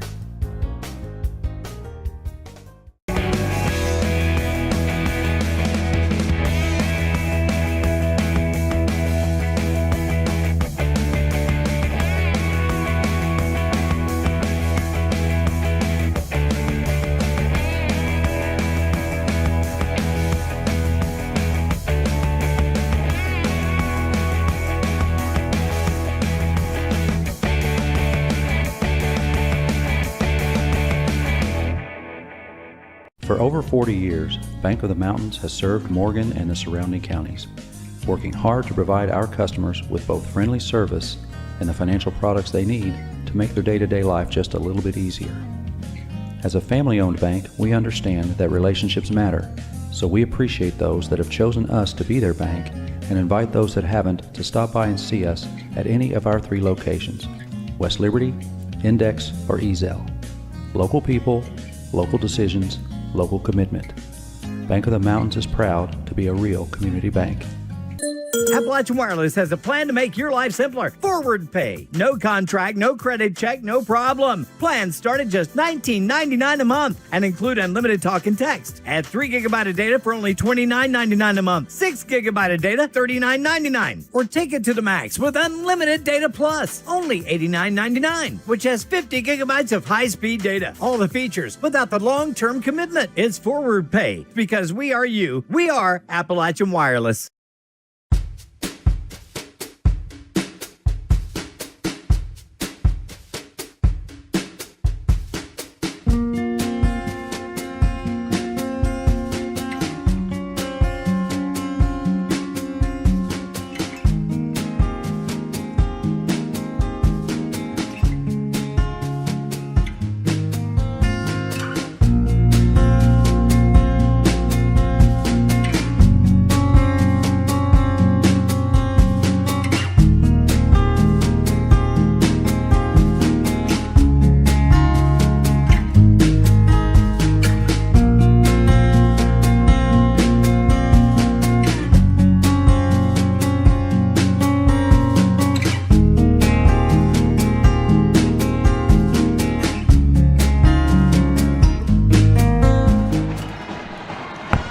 First team out of our broadcast area wins here this evening. Coach Paul Ricker brings his Menifee County Ladycats here from Frenchburg, and they defeat Allie Stone and the West Carter Lady Comets 53-47 to advance to the semifinals of the girls 16th region tournament here at LST Johnson Arena. Let's take a look at some of the statistics in this first game. First, let's look at scoring for Menifee County. They were led by Kelsey Woodard with 28 points on 10 of 20 shooting from the floor, 8 of 9 from the free throw line, and Kelsey pulled down 18 rebounds to go with those 28 points. Shaylin Baker had 8 points on 3 of 10 shooting from the floor, 4 rebounds to go along with those 8 points. Morgan Wells with 5 points on 2 of 7 from the floor. Wells with 5 rebounds to go along with those 5 points. J.C. Jevedon with 7 points on 3 of 6 shooting from the floor. Jevedon with 2 rebounds to go with her 7 points. Taylor Parks with 4 points, 1 of 2 shooting from the field, 2 of 4 from the free throw line, and Parks with 1 rebound to go with her 4 points. And 1 point for Kylie Hall rounds out the 53 points in scoring for Menifee County. For West Carter, they were led in scoring by Allie Stone. Stone had 30 points in this basketball game on 11 of 27 shooting from the floor. She pulled down 4 rebounds to go with her 30 points for West Carter. 8 points for Amelia Henderson on 4 of 9 shooting from the floor. Amelia had 6 rebounds to go with her 8 points. Elizabeth Middleton with 5 points on 2 of 8 shooting from the floor, 1 of 2 from behind the three-point line, and 7 rebounds for Elizabeth Middleton to go with her 5 points. And 4 points for Alexis Bond. Bond was 1 of 5 shooting from the floor, 1 of 1 from downtown, and Bond pulled down 8 rebounds to go with her 4 points, and that rounds out the 47 points in scoring for West Carter. Looking at some of the team statistics in this basketball game, Menifee County wound up shooting 40% on 19 of 48 from the floor. They were 14% from behind the three-point line on 1 of 7 shooting. Only 58% from the free throw line Menifee County was this evening, 14 of 24 from the line. They committed 11 turnovers. They had 10 points off of 14 West Carter turnovers. Menifee County with 35 rebounds, 20 of those on the defensive end, 15 on the offensive end of the floor, and they had 14 second chance points. 9 points off the bench for Menifee County and 36 points in the paint. They outscored West Carter by 18 points in the paint. Fast break points, Menifee County had 2 of them. they had 3 blocks, 7 steals, and 5 assists. For West Carter, they shot 33% from the floor on 18 of 55 shooting, 29% from behind the three-point line on 4 of 14 shooting, and from the free throw line, they was 7 of 8 for 88%. West Carter committed 14 turnovers. They scored 4 points off of Menifee County's 11 turnovers. West Carter with 37 rebounds, so they out-rebounded Menifee County by 2. 19 of those 37 was on the defensive end. 18 of those rebounds were on the offensive end of the floor. 17 second chance points for West Carter, and that's what kept them in the basketball game, was that offensive rebounding. If it hadn't been for that advantage, Menifee County, in my opinion, would have blown them off the floor. Points in the paint, 18 points for West Carter, but Menifee County had doubled them up in the paint, 36-18. No fast break points for West Carter. They had 1 block, 6 steals, and 7 assists. This game was tied 9 times. It was tied for 7 minutes and 9 seconds. There was 8 lead changes. West Carter led for 19 minutes and 44 seconds of the game. Menifee County led for 5 minutes and 7 seconds. So again, your final score, Menifee County 53, West Carter 47. Menifee County improves to 21-14 on the season with the victory, and they advance to the semifinals of the 16th Region Tournament. They'll play the winner of the nightcap coming up here between Boyd County and Raceland. West Carter, with the loss, finishes their season at 22-10.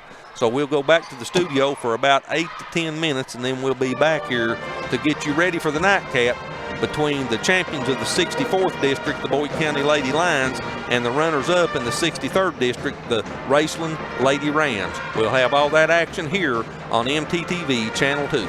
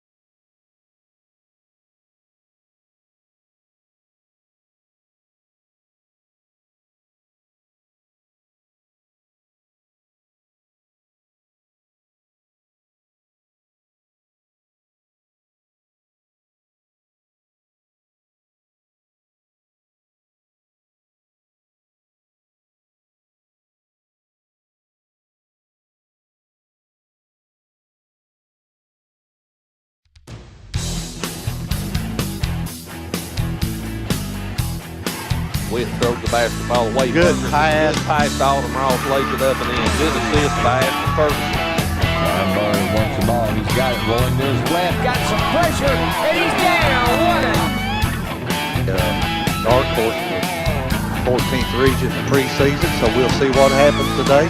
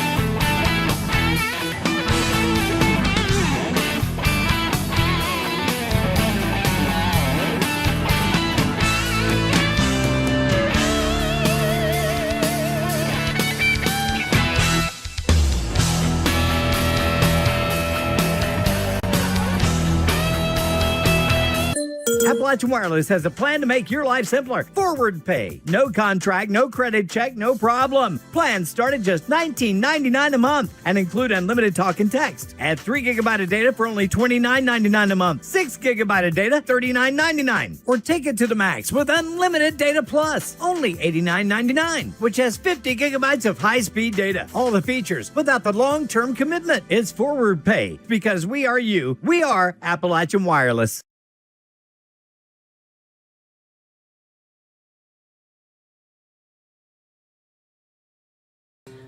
Are you a 2022 high school senior planning to attend Morehead State University?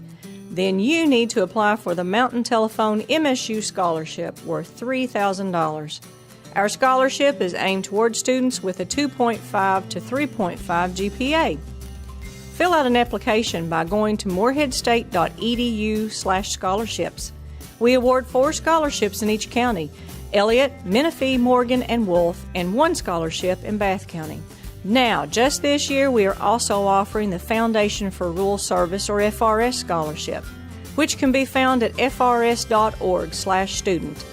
This is a regional scholarship worth $2,500, which may be used toward a vocational technical school or any accredited college.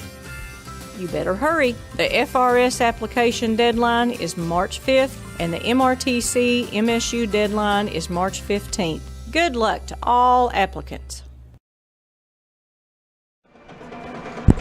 Back here at Ellis T. Johnson Arena, we're 3 minutes away from the opening tip between Boyd County and Raceland. The second game of 2 here this evening. If you're joining us late, you missed a heck of a basketball game to start out this 16th region tournament. Menifee County, the Ladycats, defeated the West Carter Lady Comets 53-47 to advance to the semifinals to meet the winner of this game in their next matchup. Let's take a look at some of the statistics for this game here this evening quickly. Head-to-head competition between these two teams since the 04-05 season. Boyd County is 13-3. However, Raceland's 1-0 in 16th region tournament action since that time against Boyd County. Their last meeting at this site here at Morehead in the regional tournament was on March the 10th of 2005, and Raceland won that game 65-63 in the first round of the 16th region tournament that year. This year, these teams have met one time. That was on February the 8th. Boyd County won that game 66-18. They were led in scoring in that game by Audrey Biggs with 18 points. She pulled down 6 rebounds to go along with those 18 points. Jada Ray had 16. Taylor Bartram had 10 to round out the Boyd County players in double figures. and Reagan Mackey had 6 points, and Gracie Garton with 4 for Raceland in that basketball game. The second game this evening is being brought to you by Appalachian Wireless, Bank of the Mountains, David Ison, candidate for Morgan County Judge Executive, Frederick Law Office, PLLC, First National Bank of Grayson, St. Clair Healthcare, and Skylar Dickerson Realtor, Homeland Realty. Let's take a look at the starting lineups here right quick for both of these teams. First for Raceland, 5'3" junior guard number 3, Cyan Hapney. Hapney averaging 3.8 points per game. 5'10" senior number 12, Emma Picklesheimer. Picklesheimer at 6.1 points per game. 5'8" freshman number 20, Emma Broughton. Broughton averaging 9.3 points per game. 5'6" sophomore number 24, Reagan Mackey. Mackey averaging 5.7 points per game, and 5'8" 8th grader number 33, Naomi Maynard. Maynard, Raceland's leading scorer at 13.5 points per game. So again for Coach Ronald Keaton, Hapney, Picklesheimer, Broughton, Mackey, and Maynard. For Coach Pete Fraley and the Boyd County Lady Lions, 5'9" sophomore number 2, Taylor Bartram, 10.3 points per game. 6' freshman number 5, Sophia Stevens. Stevens at 2.1 points per game. 6' sophomore number 11, Jasmine Jordy at 10.1 points per game. 5'6" freshman number 13, Emily Neese. Neese at 9 points per game. And 6' sophomore number 23, Audrey Biggs. Biggs averaging 17.8 points per game. And again for Boyd County, Taylor Barton, Sophia Stevens, Jasmine Jordan, Emily Neese, and Audrey Biggs. That's your starting lineups. We'll now go to the floor for the PA announcer, Chuck Rist, and we'll let you hear the official introduction of the players.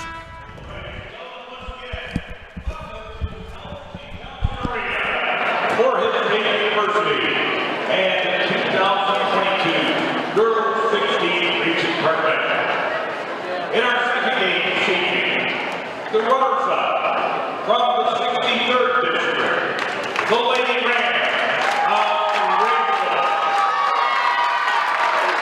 The winners of the 64th District, the Lady Lions of Boyd County. Let's make the starting lineup first for the district team, Raceland. For the Lady Rams, starting guard, 5'3" number 3, Ian Hackney. And guard 5'8" freshman number 20, Emma Brock.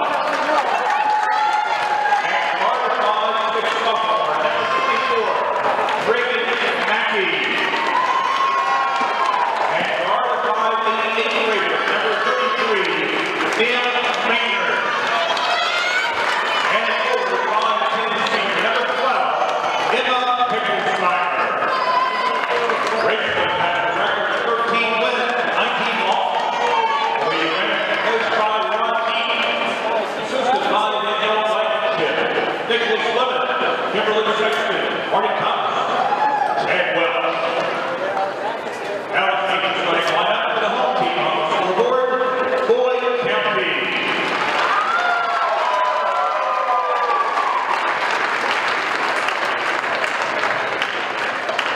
For the Lady Lions, starting at guard, 5'9" sophomore number 2, Taylor Bartram. And forward, 6' freshman number 5, Sophie Stevens. And guard, 5'6" freshman number 13, Emily Neese. And forward, 6' sophomore number 11, Jasmine Jordan. And guard, 6' sophomore number 23, Audrey Biggs. Boyd County has a record of 18 wins and 11 losses. The Lady Lions, coached by Pete Fraley, assisted by Lincoln Fraley. Boyd County made it all the way to the championship game of the regional tournament here last year before losing to Russell 72-61. This is the first appearance in the 16th region tournament for the Raceland Lady Rams since 2012, and they lost that first round matchup to the Ashland Kittens 81-48. So Reggie, this is the first time Raceland's been here in 10 years, and Boyd County is a perennial participant here in this tournament. Oh yeah, Boyd County. This is familiar territory for them, and we think they'll have a good game and could be the youngest team in the tournament, Chris. Boyd County Lions, Lady Lions.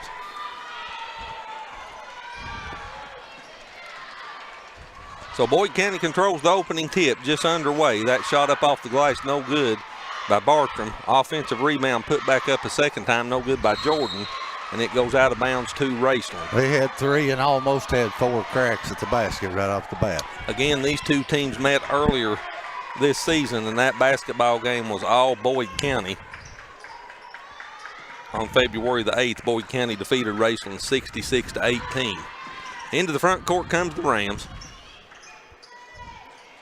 Shot up off the block and in by Emma Picklesheimer, the 5'10 senior. Scores the first 2 points of the game, and Raceland has a 2-0 lead. So into the front court comes Boyd County. Bartram with the basketball at the top of the key. She works off of the Stevens screen, puts up a 3-ball, no good. Ball loose on the floor and picked up by Raceland. Now the basketball goes out of bounds, and I believe he'll give it to Boyd County. We'll see. No, he's pointing. Yeah, it's Raceland's ball. For Raceland. Well, off the Boyd County player's leg. 7:09 left here in the first period, just underway at LST Johnson Arena. This press will give Raceland some fits here, Chris. They're picking them up full court. I don't know if they're going to get it over. Yeah, they barely did. They get it into the front court. Raceland with the basketball.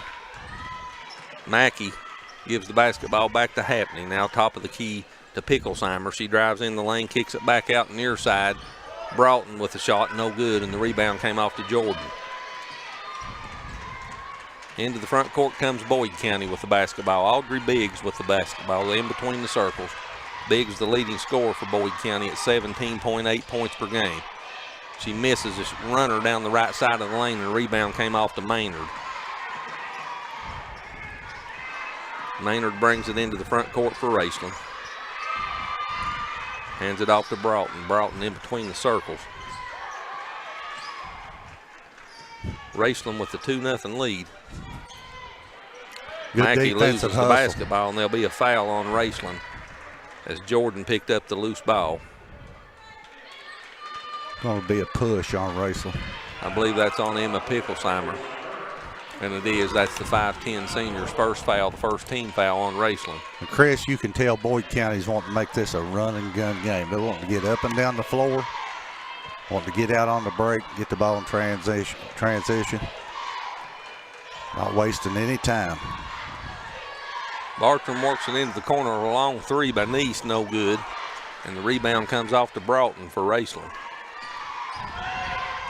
So 2 minutes and 15 seconds into the first period. Boyd County still yet to score. 2-0 Raceland with the lead and the basketball. Picklesheimer on the block, lays it up off the glass and in. That's 4 points for Emma Picklesheimer, and Raceland's up by 4-0.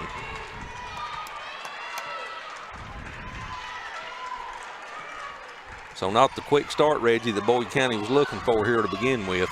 As Neese fires another 3, and that one bounces off the rim, high off the backboard, and falls back through for the first 3 points for Boyd County. 4-3 Raceland. Naomi Maynard drives down the lane on the Raceland end of the floor, scores 2 in the 5'8", 8th graders in the scorebook, and Raceland's up by 3, 6-3. Boyd County's wanting to lay the pressure on them, Chris, and make them try to beat the press. They want them to do that. Biggs picks up the dribble, 15-foot jumper, no good. And the rebound came off to Picklesheimer for Raceland. And we'll have a foul on Boyd County. Yeah, number 2, Bartram.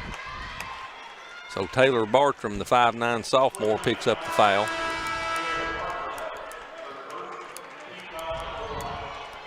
As number 45, Gracie Garton, checks into the lineup for Raceland, the 5'5" sophomore. And Mackey will inbounds for the Lady Rams. Full court pressure for Boyd County. She gets it into Broughton, and Emma brings it across the timeline.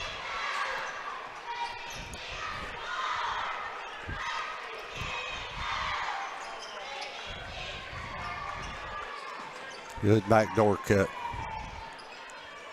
And Raceland commits the turnover.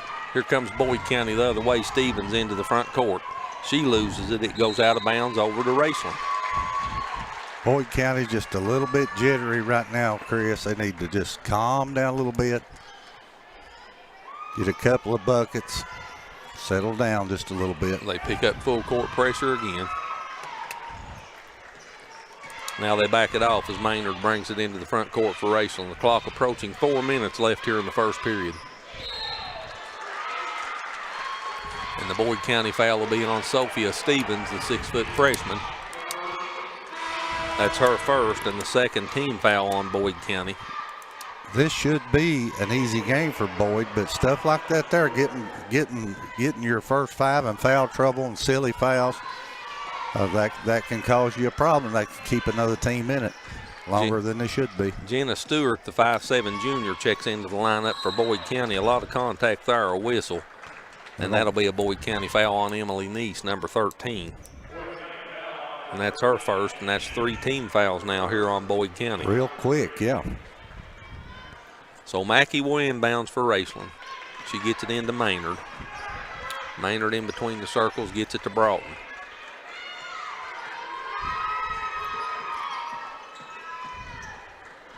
And it's stolen by Bartram. She takes it away from Broughton, lays it up off the glass and in. So Taylor Bartram with the bucket for Boyd County. And the lead's down to 1 at 6-5. They're going to put tremendous pressure on the basketball, I promise you. There's a turnover for Raceland. And Bartram loses it out of bounds for Boyd County, so it'll go back to Raceland. But you're right, Reggie. Boyd County's going to put a lot of pressure on the basketball in the backcourt. And I don't know how long that Raceland can hold up to that kind of pressure. So Broughton brings it into the front court, the 5'8" freshman. She comes near side to Maynard, now in the corner to Garton. Top of the key, Happney comes back near side now to Maynard. Maynard in between the circles, clock down to 3:02 left in the first period. Happney gives it to Broughton. Broughton comes near side to Mackey. Mackey down on the block to Maynard. She puts a shot up, no good. Good looking play. That was a good screen for her and a good shot. Jasmine Jordan gets the rebound for Boyd County. Biggs brings it into the front court. 3-ball Emily Neese, no good. Biggs gets the offensive rebound, goes back up, puts it in. Audrey Biggs, the 6-foot sophomore, with the offensive rebound and bucket. And Boyd County has the lead at 7-6. And you can tell she knows how to play the game. You can tell that she goes at it too on defense. Raceland into the front court, Happney on the wing. Gets it back long, 3-ball, no good by Maynard. Long rebound by Happney, and Raceland will reset the offense. A second chance this time. Maynard has it stolen. Bartram picks her pocket, takes it to the other end, lays it up, no good. A lot of contact. No call. The ball goes out of bounds, and it'll stay with Boyd County. So we have the media timeout here in the first period with 1:57 left in the first quarter. Your score, Boyd County 7, Raceland 6, and we'll be back to Ellis T. Johnson Arena right after this. Appalachian Wireless has a plan to make your life simpler. Forward pay. No contract, no credit check, no problem. Plans start at just $19.99 a month and include unlimited talk and text. Add 3 GB of data for only $29.99 a month. 6 GB of data, $39.99. Or take it to the max with unlimited data plus, only $89.99, which has 50 gigabytes of high-speed data. All the features without the long-term commitment. It's forward pay because we are you. We are Appalachian Wireless.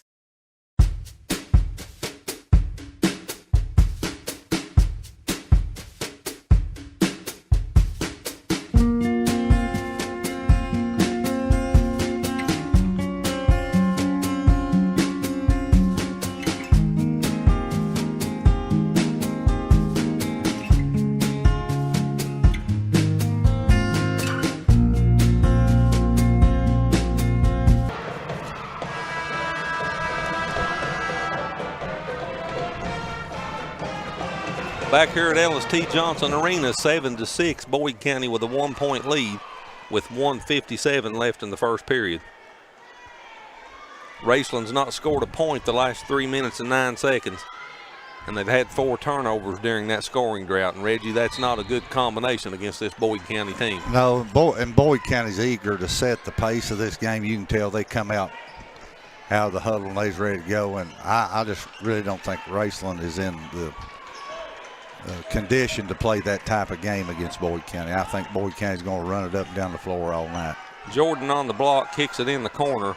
3 ball, no good by Jenna Stewart, the 5'7" junior, but they get the offensive rebound, and the 3 on this side is good by Taylor shot. Bartram. So Bartram with the triple has 5 in the game, and Boyd County's leads 4 at 10-6.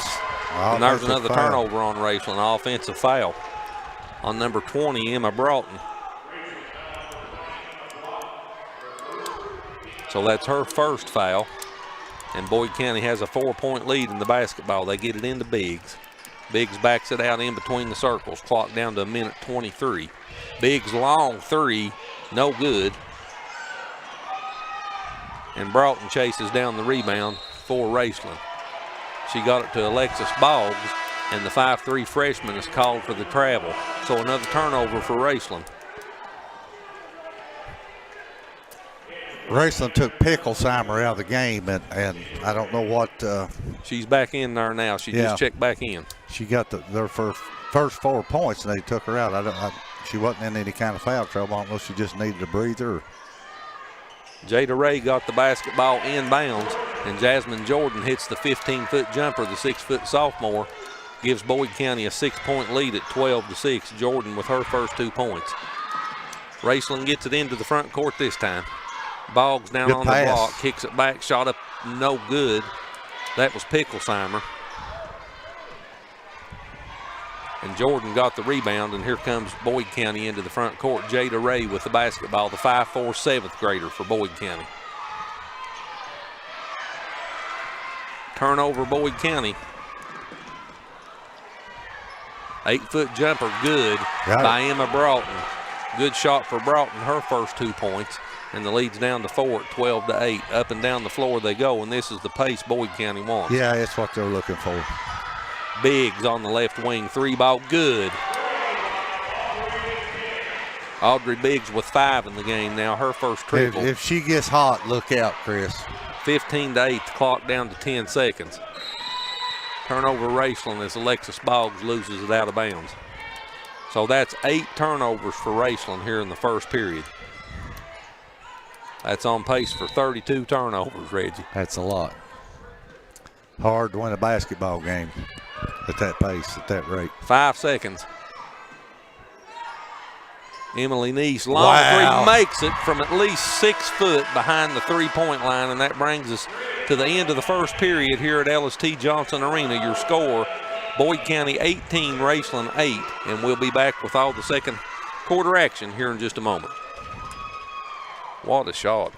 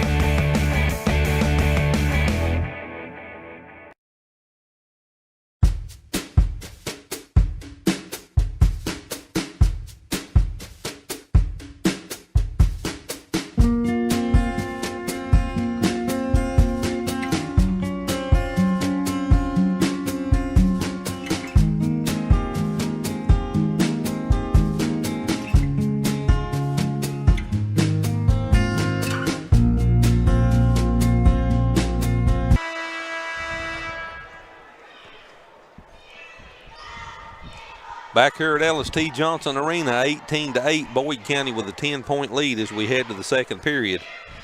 Boyd County was led in scoring in the first period by Emily Neese with 6 points, Audrey Biggs with 5, and Taylor Bartram with 5. Emma Picklesheimer leads Raceland in scoring with 4.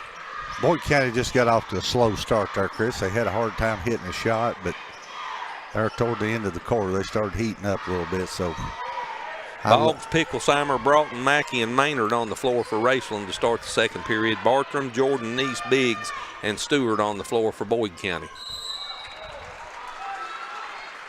And Emma Broughton's fouled as she goes in to shoot the layup, and she'll go to the free throw line to shoot 2. The foul will be on Jasmine Jordan, the 6-foot sophomore for Boyd County.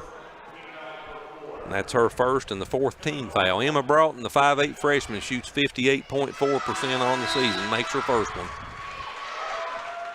Raceland shoots 58.5% as a team on the season.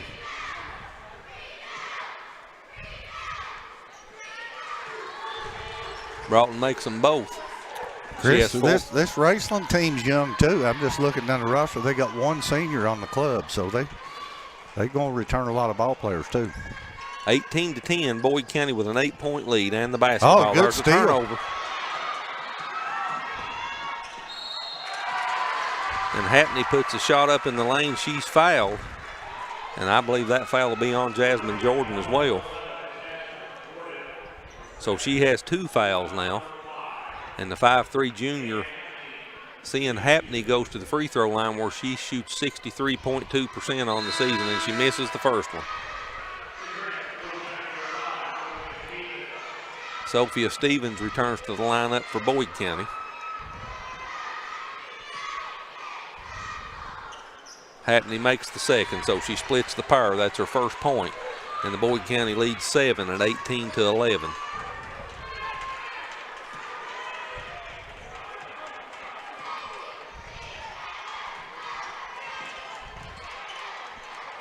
Bartram comes near side to Neese, down on the block to Biggs, and she loses it out of bounds. She just dropped the ball, but that was a good move by Biggs. She was. had the defender pinned and was going to shoot the layup.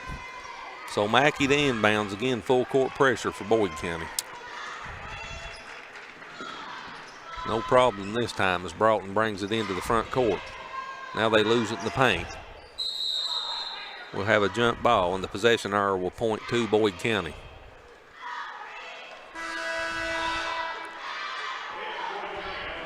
Number 14, Mackenzie Moore, checks into the lineup for Boyd County, the 5'5 sophomore.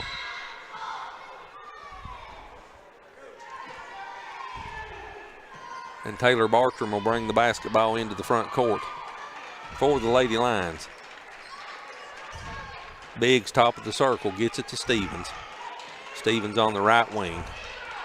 Neese comes out to get the basketball. And they call her for the double dribble.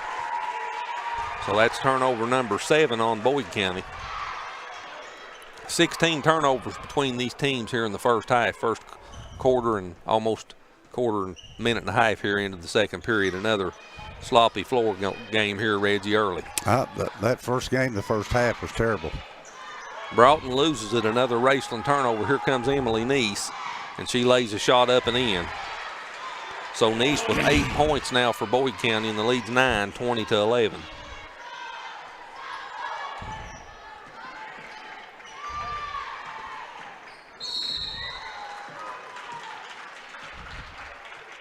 I believe the Boyd County foul will be Moore, on Mackenzie Moore. Yeah. That's her first and the 6th team foul on Boyd County. So from this point forward, for the rest of the first half, Raceland will be in the bonus. Mackey to inbounds for the Lady Rams. And she throws it away. Bartram into the front court, lays it up off the glass and in. So Bartram with the steal, the layup on the other end. She has 7 points in the game now, and the lead's 11, 22-11. Boyd County's doubled them up. Top of the key 3 ball bounces off the front of the rim, no good. But on the offensive rebound, we'll have a foul on Boyd County. I believe that's on Stevens, number 5. It is on Sophia Stevens, the 6-foot freshman.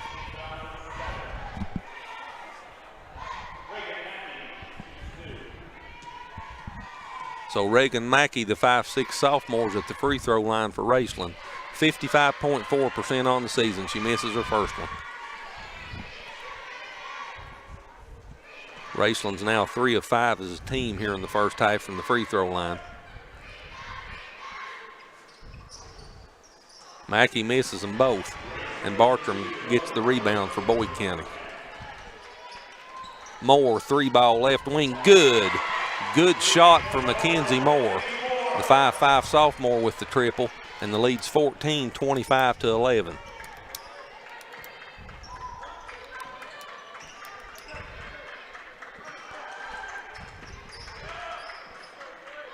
Maynard with the basketball, drives in the lane, puts a shot up off the glass, no good. And Stevens with the rebound. Into the front court comes Boyd County. Biggs with the basketball, gives it to Bartram. 3-ball, no good. And that'll go out of bounds to Raceland. So 5:02 left in the first half. Boyd County with a 14-point lead, 25-11. As Gracie Garton checks back into the lineup for Raceland.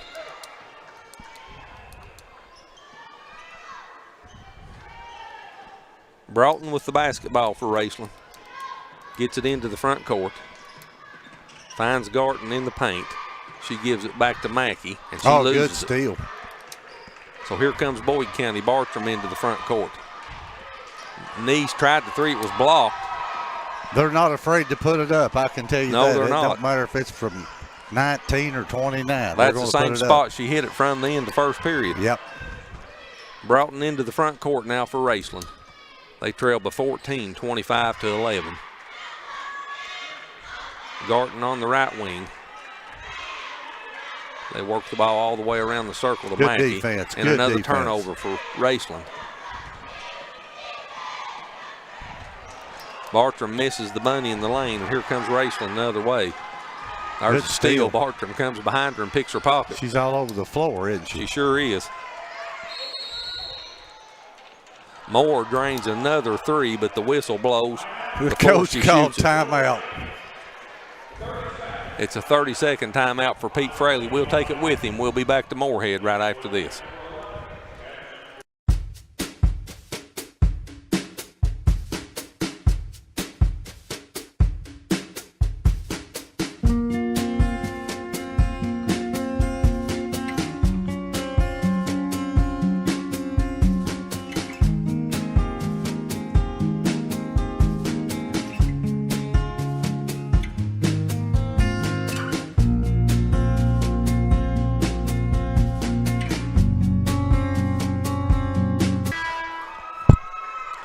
(25-11). Boyd County with a 14-point lead. 4:02 left here in the first half. And Reggie, I can't help but wonder if Mackenzie Moore did nice Coach Fraley why he called that timeout just before she drained that second three that would have been for her. I don't know if she did or not, but her dad's sitting in the second row behind the bench. I bet he wondered why. So Moore will inbounds the basketball out of the timeout. She gets it into Bartram. And Bartram walks it in between the circles. Now Biggs comes out to get the basketball. She drives down the right side of the lane, kicks it in the corner to Neese. She misses a baseline jumper. And Broughton gets the rebound for Raceland. Takes it all the way to the other end, misses a shot in the lane, and Neese with the rebound. Had to be a foul. Now they'll call the foul as Happney goes back up for the shot. Let's see who the Boyd County foul's on. And that's on Emily Neese. That's her second, and that's 18 fouls now.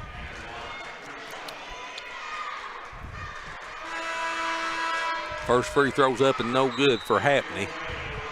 As Jenna Stewart checks back into the lineup for Boyd County, and Alexis Boggs comes back into the lineup for Raceland.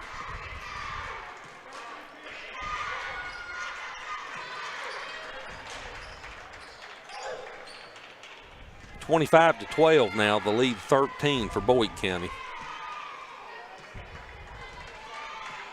As Bartram comes into the front court. Gets it to Moore. She'll shoot the three. Left side misses this one. Long rebound chased down by Mackey. She's got a good-looking shot. She sure does. She almost hit that one, too. So she puts that shot up with confidence. She can hit it, too. Maynard drives in the lane. Scoop shot off the glass, no good, and they'll call Naomi Maynard for the charge.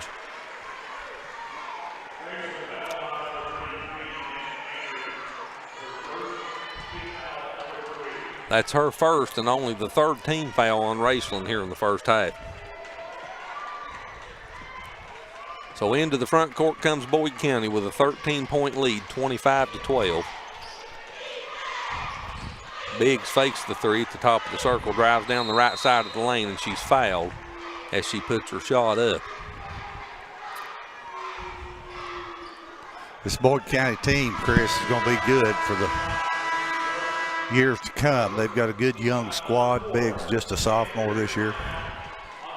So we have a full timeout, a media timeout. We'll take it with them. 2:58 left in the first half. Your score, Boyd County 25, Raceland 12, and we'll be back to LST Johnson Arena right after this. For over 40 years, Bank of the Mountains has served Morgan and the surrounding counties, working hard to provide our customers with both friendly service and the financial products they need to make their day-to-day life just a little bit easier. As a family-owned bank, we understand that relationships matter, so we appreciate those that have chosen us to be their bank and invite those that haven't to stop by and see us at any of our 3 locations, West Liberty, Index, or Ezell. Local people, local decisions, local commitment. Bank of the Mountains is proud to be a real community bank.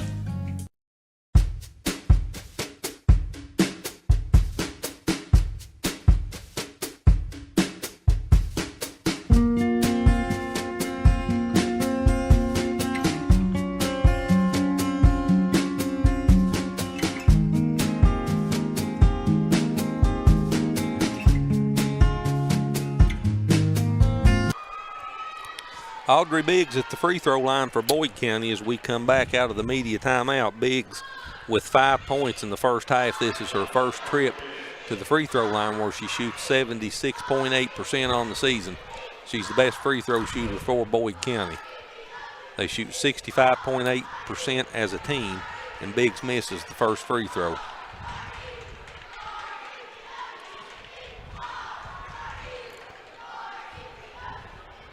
Boyd County with a 13-point lead, 25-12. Make that 14 as Biggs rattles the second free throw in. She has 6 in the game now, and it's 26-12. Maynard gets it to Broughton into the front court for Raceland. In the paint to Mackey, she turns. I thought that was a foul, Chris. I really did. I thought that was... They're letting them play physical in this game, that's for sure. Yeah, I've seen a lot less called than that call right there. Garton gets the basketball to Mackey. She backs it out in the corner now. Gets it to Maynard. Maynard brings it in between the circles. Clock down to 2:33.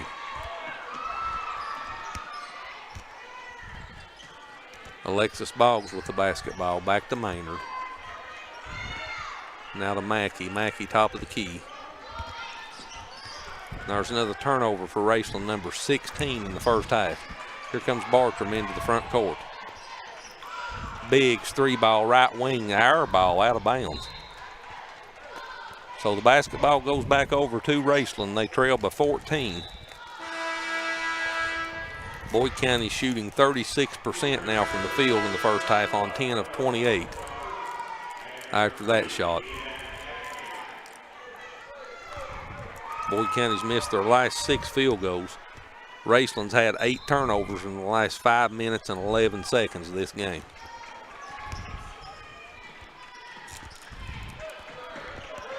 And Boggs just commits another turnover for Raceland. Biggs gets it to Moore down on the block. Her shot's blocked. And here comes Raceland the other way. Hatney gives it to Mackey. Mackey in the free throw lane. And a jump ball will be called, and the possession hour points to Raceland. So 1:44 left here in the first half. Boyd County with a 14-point lead. Raceland will inbounds. Mackey right straight down in front of us. She gets it into Maynard. Maynard in between the circles. Back to Mackey. Mackey, a 12-foot jumper, no good, and the rebound comes off to Jordan. She gives it to Bartram, and Taylor brings it into the front court. Right side of the lane, her shot off the glass is good. Bartram has 9 points now here in the first half, and the Boyd County leads 16, 28-12. Boggs throws it away again. Moore picks that pass off. She gets it to Bartram, back to Moore. She'll take a three, right wing, good. Wow, what a Mackenzie shot. Moore, she's throwing darts here in the first half. She's got 6. The lead's 19, 31-12. Ball loose on the floor again. This game, we'll have a scrum for this one. That's a rough game, I tell Turn you. into a rugby game here. It points back to Boyd County this time. Yeah. Sophia Stevens checks back into the lineup for Boyd County. 52 seconds left in the first half. Boyd County by 19, 31-12. So Mackenzie Moore with 2 3-pointers, one from deep on each side of the wing, and she had one taken away from her by the coach calling a timeout. Bartram drives down the left side of the lane, flips it off the glass and good. Good shot for Bartram. She's in double digits now with 11. And it's 33-12, the lead 21. And this is more like what I thought it would be at the start of the game, Reggie. Yeah, it is. Boyd County was, oh my goodness. That has to be a charge on Maynard, and that is what they call. And I'm telling you what, she got her money's worth on that one. Oh, she did. She got her money's worth on that one. As number 10, McKenna Lax, checks into the basketball game for Raceland, the 5'6" sophomore.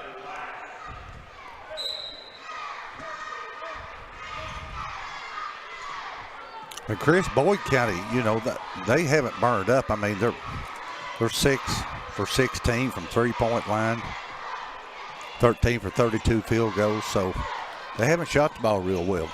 Clock down under 10 seconds now. Moore with the basketball. Gets it to Biggs. She'll put it up from 25 foot. No good. And that'll bring us to the end of the first half here at LST Johnson Arena in the second game of 2 this evening. The Boyd County Lady Lions with a 33-12 lead over Raceland. We'll go back to the studio for a few commercials, and I'll be back with the halftime statistics here on MTTV Channel 2.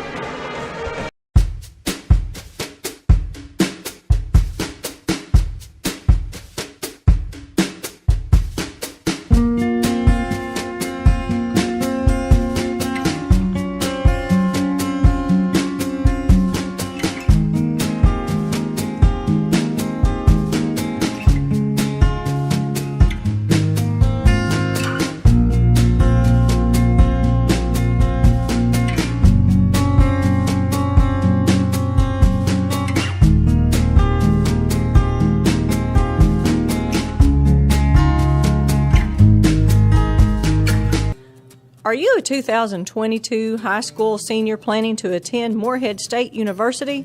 Then you need to apply for the Mountain Telephone MSU Scholarship worth $3,000. Our scholarship is aimed toward students with a 2.5 to 3.5 GPA. Fill out an application by going to moreheadstate.edu/scholarships. We award 4 scholarships in each county: Elliott, Menifee, Morgan, and Wolfe, and 1 scholarship in Bath County. Now, just this year, we are also offering the Foundation for Rural Service, or FRS Scholarship, which can be found at frs.org/student. This is a regional scholarship worth $2,500, which may be used toward a vocational technical school or any accredited college. You better hurry. The FRS application deadline is March 5th, and the MRTC MSU deadline is March 15th. Good luck to all applicants. For over 40 years, Bank of the Mountains has served Morgan and the surrounding counties, working hard to provide our customers with both friendly service and the financial products they need to make their day-to-day life just a little bit easier. As a family-owned bank, we understand that relationships matter, so we appreciate those that have chosen us to be their bank and invite those that haven't to stop by and see us at any of our 3 locations: West Liberty, Index, or Ezell. Local people, local decisions, local commitment. Bank of the Mountains is proud to be a real community bank. Appalachian Wireless has a plan to make your life simpler. Forward pay. No contract, no credit check, no problem. Plans start at just $19.99 a month and include unlimited talk and text. Add 3 gigabyte of data for only $29.99 a month. 6 gigabyte of data, $39.99. Or take it to the max with unlimited data plus, only $89.99, which has 50 gigabytes of high-speed data. All the features without the long-term commitment. It's forward pay because we are you. We are Appalachian Wireless.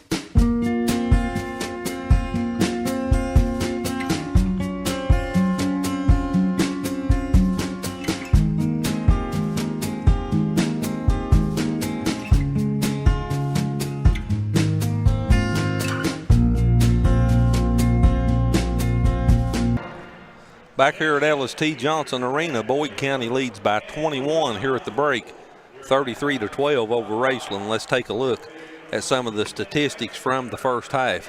First individual scoring for Raceland, Emma Picklesheimer has 4 points on 2 of 3 shooting from the floor. Emma Broughton with 4 points. She's 1 of 3 from the floor and has 4 rebounds to go with her 4 points.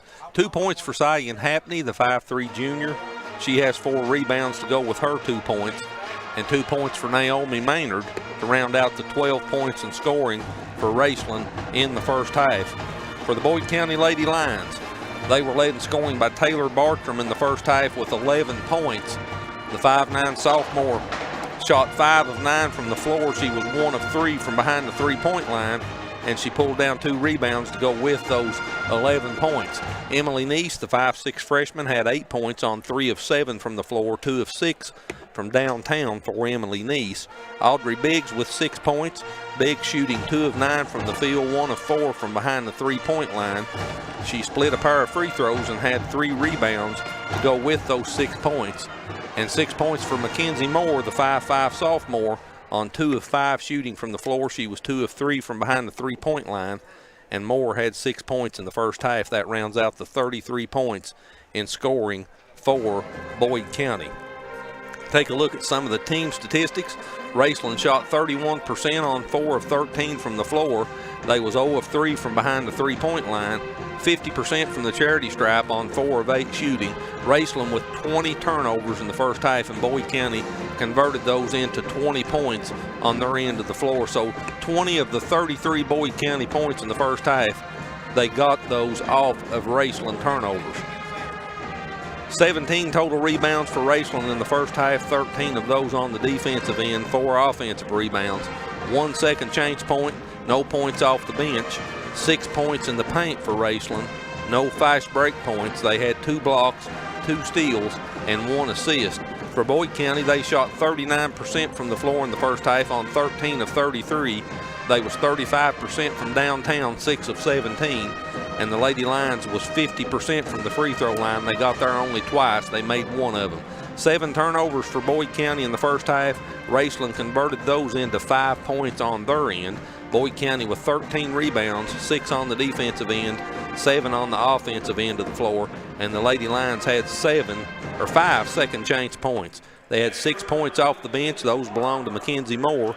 14 points in the paint for Boyd County, so they outscored Raceland 14-6 in the paint in the first half. 2 fast break points, 1 block, 14 steals, and 5 assists for Boyd County.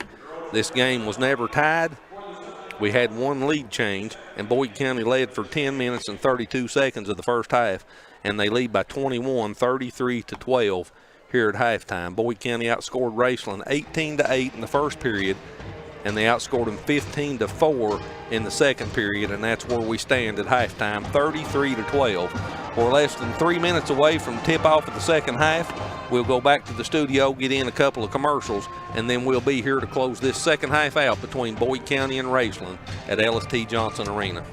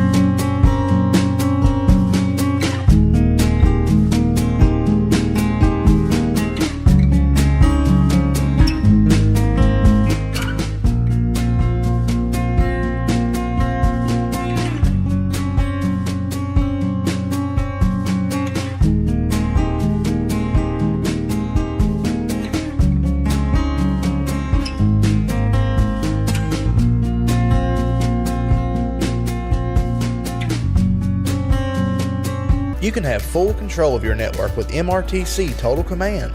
This feature enhances your internet experience right at your fingertips. Worry less about online threats with included virus protection. Choose the sites your children visit and limit their screen time with parental control features. Manage smart devices at the touch of a button. You get all this for just $9.95. Plus, we will upgrade your router at no extra cost. Now that's Wi-Fi Advantage. Almost ready to get the second half underway here on the campus of Morehead State University. Boyd County with a 21-point, 33-12 lead. Let's take one final look at our sponsors for the second game here this evening. Appalachian Wireless, Bank of the Mountains, David Ison, candidate for Morgan County Judge Executive, Frederick Law Office, PLLC, First National Bank of Grayson, St. Clair Healthcare, Skylar Dickerson Realtor, Homeland Realty, and Traditional Bank. And Chris, we got two good games for tomorrow night. We'll have Morgan County going against, Russell. Russell and Ashland and Round County. Round County. That ought to be a barn burner, Ashland and Round County tomorrow night. Should be two good games Two good as we games. get ready to start the second half here. Raceland with the basketball. Happney, Picklesheimer, Broughton, Mackey, and Maynard on the floor. For Boyd County, Bartram, Stevens, Jordan, Neese, and Biggs. Broughton with the basketball puts up a long three and good on the right wing. Good shot by Emma Broughton. She has 7 in the game now. That's her first three-point bucket. Raceland needed that bucket. And it's 33-15, the lead down to 18 as we start the second half. Bartram comes into the front court, gives it to Biggs, just left at the top of the key, back to Jordan. Jordan gives it to Neese. She'll put up a three. Rattles around, no good. Ball back tip, put up and in by Sophia Stevens. So Stevens with the offensive rebound in the bucket, her first 2 points, and the lead's 20, 35-15. Ball deflected by Boyd. Broughton gets it across the timeline. 3-ball happening, no good. She gets her own rebound. Good pass. Passes it in the lane to Maynard, and she'll back it out now. Maynard gets it to Picklesheimer. She puts a shot up, no good. And they call her for a travel. I thought it was a good call. I thought she had lost her balance. Yeah, she was off balance. She was. So turnover number 21 for Raceland. Just starting the second half with 21 turnovers. And Boyd County has the basketball, and Taylor Bartram will walk it into the front court.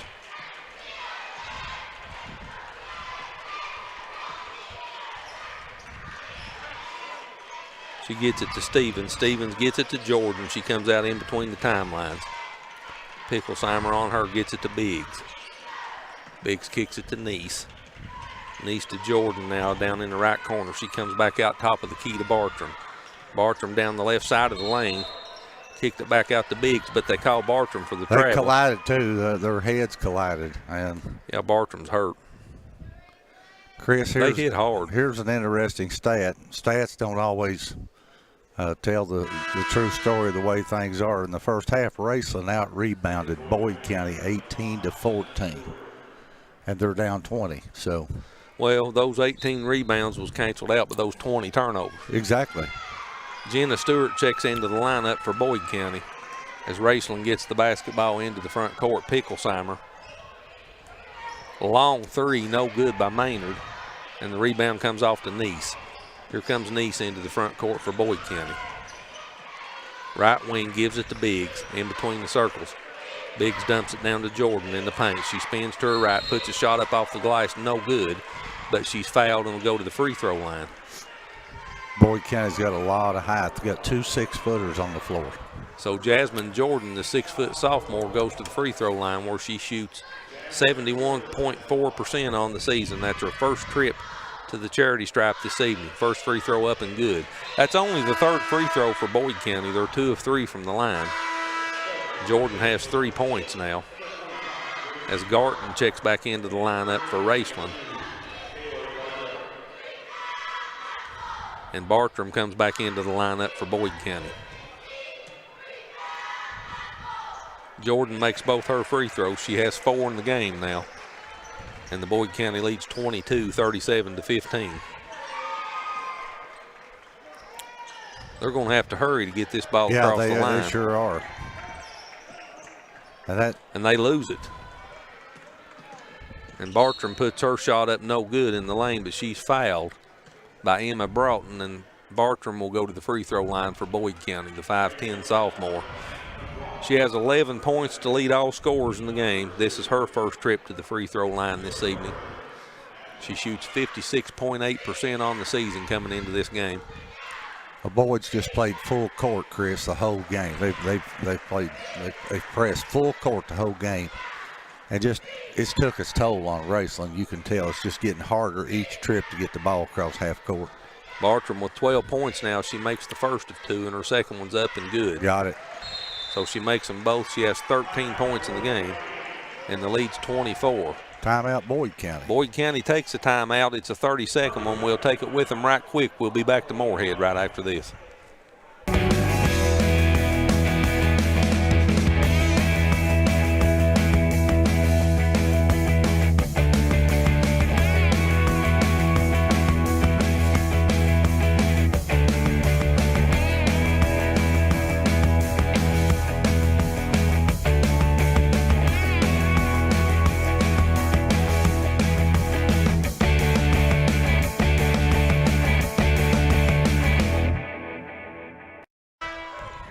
Boyd County stretched the lead out to 24, 39-15, with 5:48 left here in the third period. Raceland to inbounds. Again, full court pressure for Boyd County. They get it into Broughton. She's double teamed in the corner. Wow, they got. Finds Mackey, and Mackey turns it over. They call her for a double dribble. Bartram come behind her, knocked the ball away. I thought at first they might have called a foul on Bartram. I did too. I thought they called a foul on Bartram for pushing. Instead, it's turnover number 23 on Raceland. So Bartram brings it back into the front court for Boyd County. She works off of a Jordan pick, drives down the right side of the lane and puts it in. Bartram with 15 points now in the game. Boyd County's got all 5 players in the half court. That basketball's out of bounds off of Boyd County. Lead 26, 41-15. This game's not been in doubt since early on. No.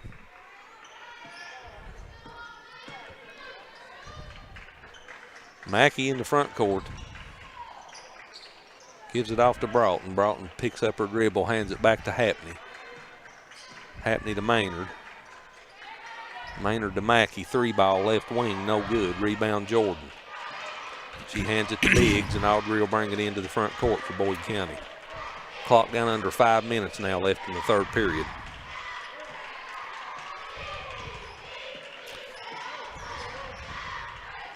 Biggs, good pass down on the block, shot up off the glass and in for Sophia Stevens. That's 4 points for Stevens. Biggs with the assist, and the lead's 28. The Boyd County players holding their face. Biggs, 15-foot jumper, good. Audrey Biggs with 8 points now, and the lead's 30, 45-15. Yeah, Boyd County. Sophia Stevens is holding her face as she goes to the sideline. Chris, Boyd County may be the best team defensively we've watched all year. Well, they're giving up 47 points a game. That's all they're pretty giving good. up. That's pretty But you're good. going to see a team tomorrow night giving up 40, and that's Ashland. Yeah. So Ashland must flat get after it because Boyd County has got after it this whole game. Yeah, from the tip-off, it's been full court pressure. So the Boyd County fouls on Stewart. That's her first. And they're playing 8 or 9 people, too. They've got a pretty deep bench. Yeah, he's continually rotating off the bench. Maynard with the basketball goes in the corner to Happney. Happney with Biggs on her, comes back top of the key. Maynard, and she loses it. Here comes Boyd County. Neese puts it up off the glass, no good. Put back up by Stewart the second time, no good. Jordan with the rebound. And finally Broughton comes away with it for Raceland. She should have just put it back up. And that'll be a foul on Jordan. And that'll be 3 on Jasmine Jordan, the 6-foot sophomore. Only the second team foul on Boyd County, so Raceland will inbounds, trailing by 30, 45-15. And I believe at 35 you get a moving clock. Is that right, Reggie? I think that's right. 35 is the magic number. That shot off the glass, no good. Chris, We'll this has been a rough ball game. I mean, it's not a close game, but it's been a rough game.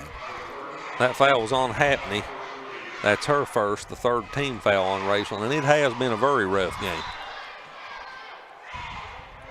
So Bartram walks it into the front court. The lead's 30 for Boyd County. Clock down to 3:35. Stewart on the left wing.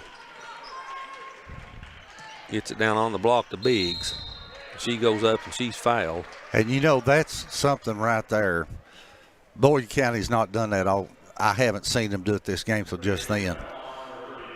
If they get the ball down to Biggs on the block, she'd be hard to stop. Well, they really haven't had to. No, but I'm just saying. You're right. Jordan dumps it down to Biggs on the block. She puts her shot up, no good. Jordan gets the rebound, kicks it back to Neese. In the corner to Bartram. Now she comes cross court. Biggs, 18-footer. That's our ball.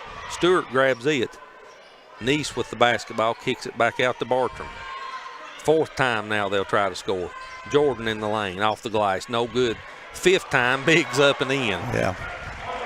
So Biggs with 10 points now. Boyd County took 5 chances that time to score, and it's 32, the lead, 47-15. They're going to drop back here in a zone, I believe. Boyd County out rebounding Raceland 24-18. 3-ball, that's an our ball out of bounds. That was Reagan Mackey that shot that one. So it'll go over to Boyd County when we come back from the media timeout. 2:41 left in the third period. 47-15 Boyd County, and we'll be back to LST Johnson Arena right after this. Appalachian Wireless has a plan to make your life simpler. Forward pay. No contract, no credit check, no problem. Plans start at just $19.99 a month and include unlimited talk and text. Add 3 gigabyte of data for only $29.99 a month. 6 gigabyte of data, $39.99. Or take it to the max with unlimited data plus, only $89.99, which has 50 gigabytes of high-speed data. All the features without the long-term commitment. It's forward pay because we are you. We are Appalachian Wireless.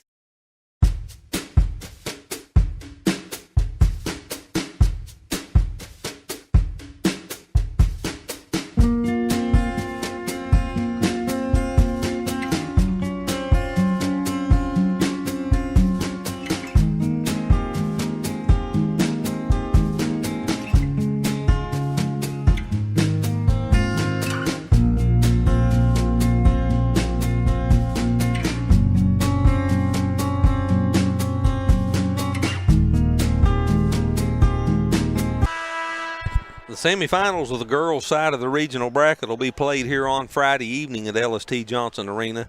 Menifee County punched their ticket to the first game of the semifinals as they defeated West Carter in the first game 53-47 behind Kelsey Woodard, and they'll play the winner of this game, which for all intents and purposes is already over. Boyd County with a 32-point lead, 47-15, so it'll be the Boyd County Lions and Menifee County Ladycats in the first semifinal Friday night, Reggie, here in Morehead.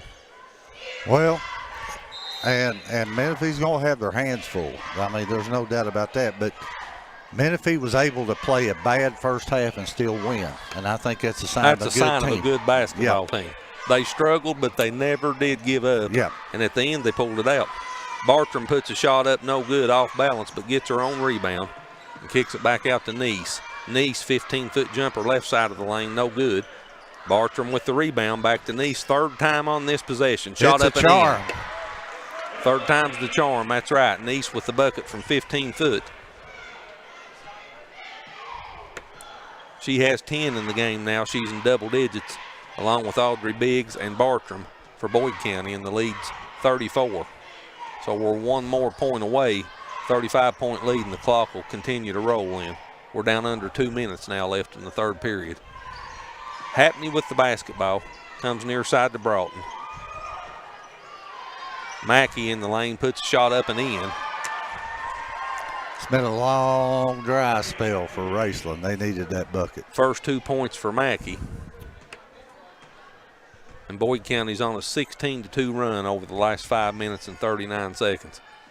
Neese, 3-ball left wing, no good. Bartram chases down the rebound, saves it into Stewart. Biggs now dumps it down to Jordan. Turnaround jumper in the lane, good play for Jasmine Jordan. She has 6 points in the game. That was a good play. And Chris, if they do that right there, just like that play right there, the remainder of this tournament, Boyd County will be a tough out. They'll be a tough out. The lead's 34, 51-17.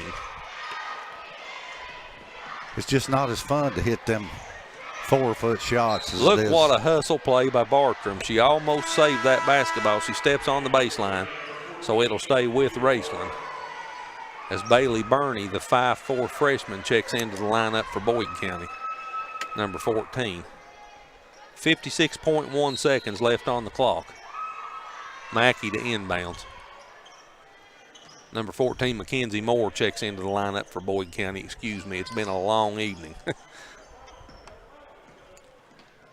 Boggs with the basketball for Raceland. Gives it to Mackey in the paint. That shot was put up by Garton, no good, but she's fouled. And will go to the free throw line. I thought that was a little bit picky. Looked like a pretty good block. That foul was on Bartram. That's her second. So Gracie Garton will go to the free throw line for Raceland. The 5'5" sophomore makes her first one. That's her first point of the evening. And it cuts the lead to 33, 51-18. 51-19, she makes them both. Garton with her first 2 points. Boyd's having a hard time getting to this 35 mark, Chris. Bartram brings it into the front court. Kicks it in the corner, 3-ball Neese, no good. Biggs chases down the rebound. Here's a second opportunity again. Biggs on the left wing, DeMoore in the corner. 3-ball up, no good. Rebound Biggs. Here's a third chance on this possession, and Audrey's fouled. And they call a jump ball on that. That was a push. The possession arrow points to Boyd County. And I'll say one thing, they've let them play physical on both ends. They have. I mean, there's been some pretty. Biggs puts a shot up in the paint, and then finally a foul will be called. And Audrey Biggs will go to the free throw line for Boyd County. Reagan Mackey picks up the foul for Raceland. That's her first. And Audrey Biggs goes to the free throw line, the 6-foot sophomore. 10 points on the evening, 1 of 2 from the free throw line tonight. 76.8% on the season. Biggs makes the first one. She has 11 points now. Emma Picklesheimer checks back into the lineup for Raceland. 51-19, the lead 32. Biggs with 11 points. make it 12 as she makes the second, and the lead's back to 33, 52-19. 10 seconds on the clock now as Raceland gets the basketball into the front court.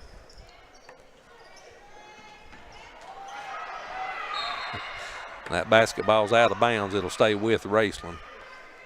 And Biggs went over top of Maynard to try to take that pass away. That was a foul on Biggs. It really was. 2.7 seconds is all they've got. I'm not going to say nothing because they haven't called them all night. Jordan blocks that one out of bounds, so now we'll have 0.8 of a second left on the clock.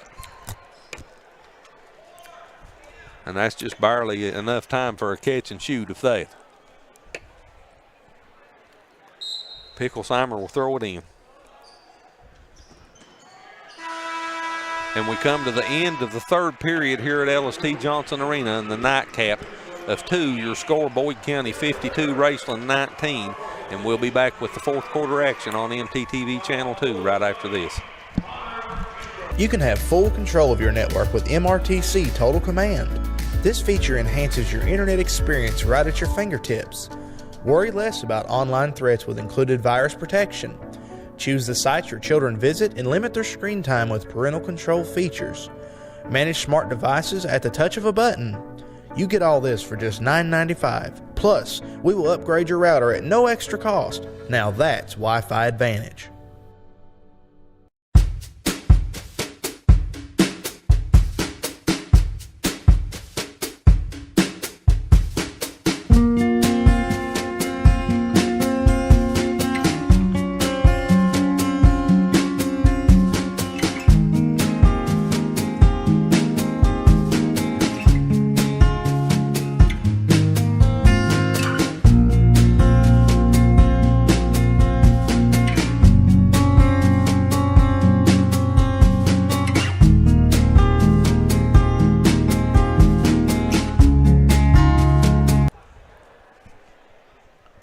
(53-19), Boyd County with a 34-point lead now as we go to the fourth quarter.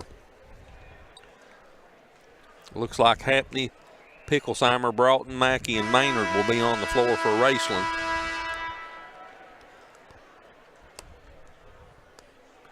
Coach Pete Fraley, team still not broke the huddle. Now they're coming out.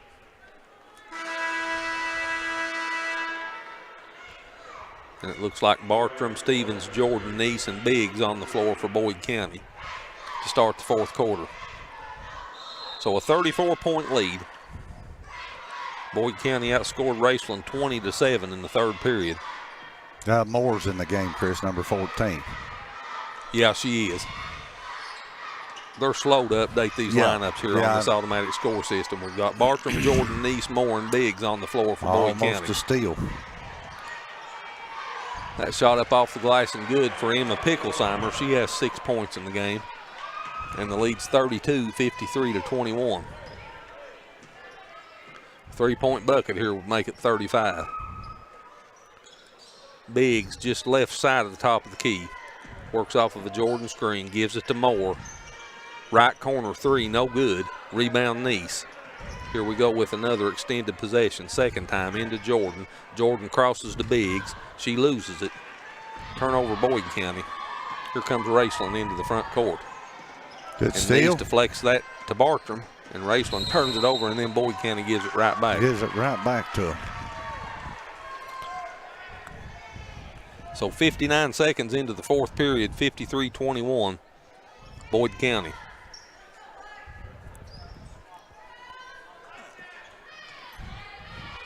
Broughton with the basketball for Raceland. Gives it to Maynard. Maynard back to Broughton. Dumps it down to Picklesheimer. Her shot off the glass is good. Good. Emma Picklesheimer with 8 points now for Raceland, and the lead's 30, 53-23. She's had a good game. I can't figure. There's been a lot of times they've had her on the bench.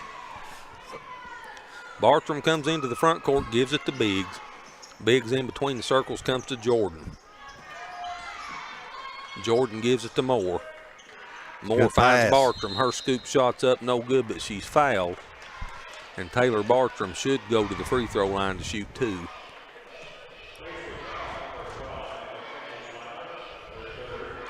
Emma Picklesheimer picks up her 3rd foul, and Taylor Bartram will go to the free throw line for Boyd County. She's 2 of 2 there this evening. Boyd County 7 of 8 as a team, and she misses the first one. It never fails. All you have to do is talk about how good somebody's shooting free throws, and they'll miss, won't they? That's the truth. Bartram's 2nd free throw's up, good. Got it. So she splits the pair, has 16 in the game now, and the lead's 31.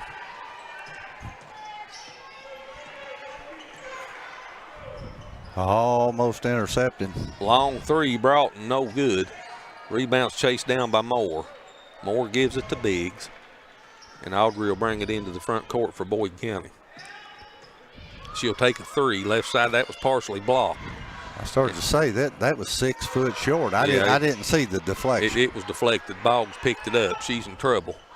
Throws it to Happney into the front court now for Raceland. Back to Picklesheimer. She drives down the right side of the lane. All kinds of contact. Picklesheimer makes the bucket, count it. And she'll go to the free throw line to try to complete the 3-point play. I have no idea how that went in. So she has 10 was just points falling in the game. Forwards.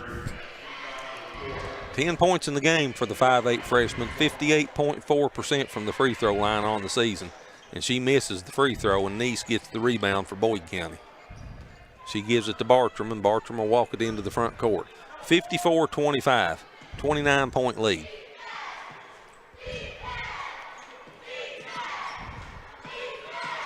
Neese gives it to Bartram, back to Moore. Moore comes near side to Neese. Neese reverses dribble. Comes back in between the circles now. Hands it back to Bartram. 5:17, the clock continues to move. Moore in the corner, 3-ball, no good. Rebound comes off to Broughton, but it's taken him. Bartram knocked it away from her. It's loose on the floor. Moore had her hands on it. She does come up with it now, but it's loose again. And again, we'll have a scrum for the ball right at the top of the key. Bartram fell forward and hit her head on the floor.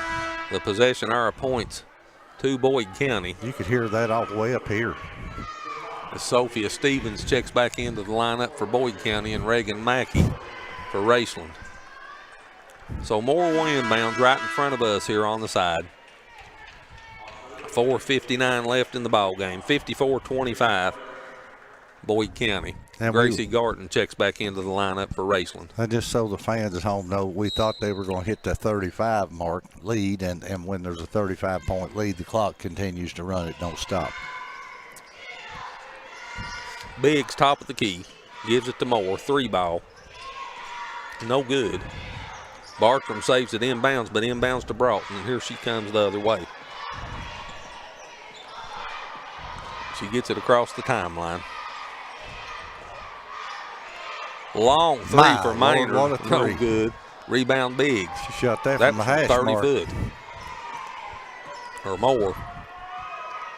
Bartram gives it to Biggs. Biggs just left at the top of the key. Comes back near side to Stevens. Stevens to Moore. Moore back to Biggs, and the clock down to 4:13 now. Neese on the left wing. Down on the block to Biggs. She spins, puts a shot up, no good, but she's fouled. And Audrey will go to the free throw line. The Raceland foul will be on number 33, Naomi Maynard. And I believe that's 4 on her. So Audrey Biggs goes back to the free throw line. She's 3 of 4 there this evening. Boyd County 8 of 10 as a team for 80%. Biggs makes the first one. 13 points in the game now for Audrey. Bailey Burney checks into the lineup for Raceland. And Maddie Stevens and Jada Ray checks into the lineup for Boyd County.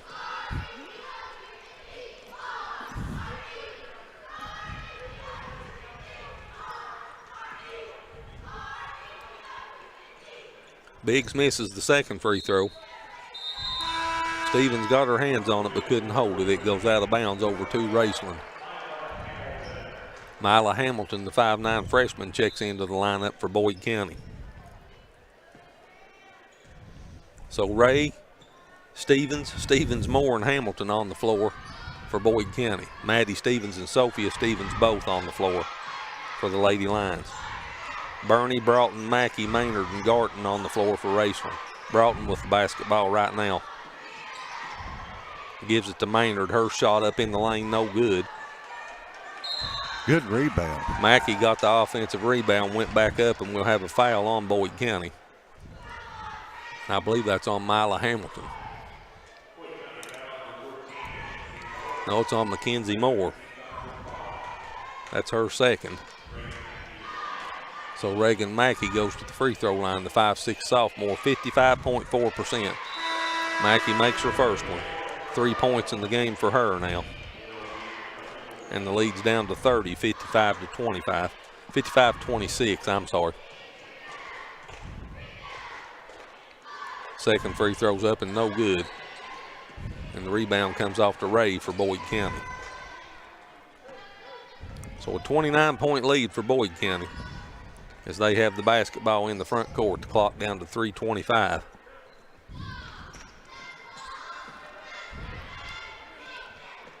Hamilton gives it to Moore. She finds Ray. Her shot up off the glass, no good. And Mackey with the rebound to Broughton for Raceland.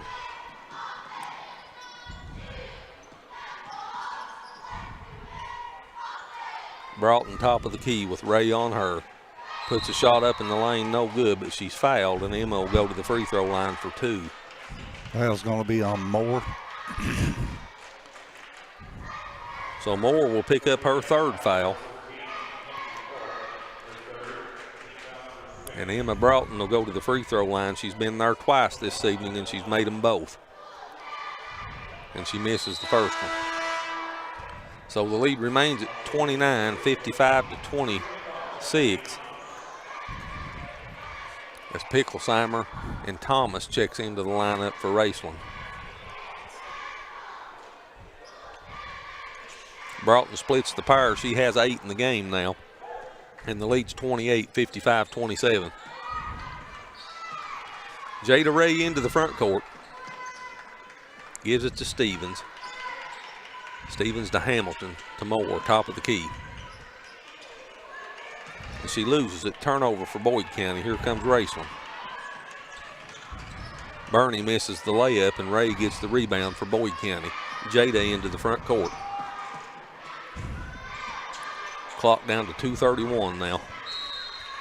That ball's out of bounds, and that brings us to the final media timeout of the evening. 2:29 left in the third period. I'm sorry, your score 55-27 Boyd County. It's what's in the fourth period. We'll be back to Morehead right after this. For over 40 years, Bank of the Mountains has served Morgan and the surrounding counties, working hard to provide our customers with both friendly service and the financial products they need to make their day-to-day life just a little bit easier.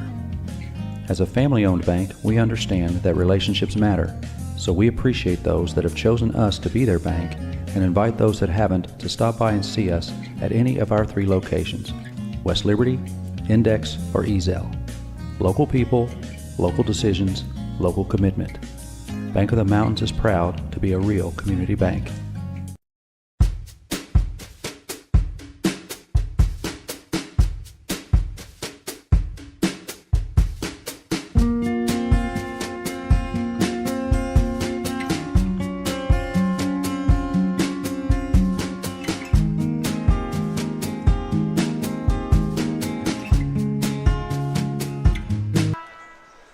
Well, the scoreboard's on the floor still says it's the third period. That's why I said that, but it is the fourth.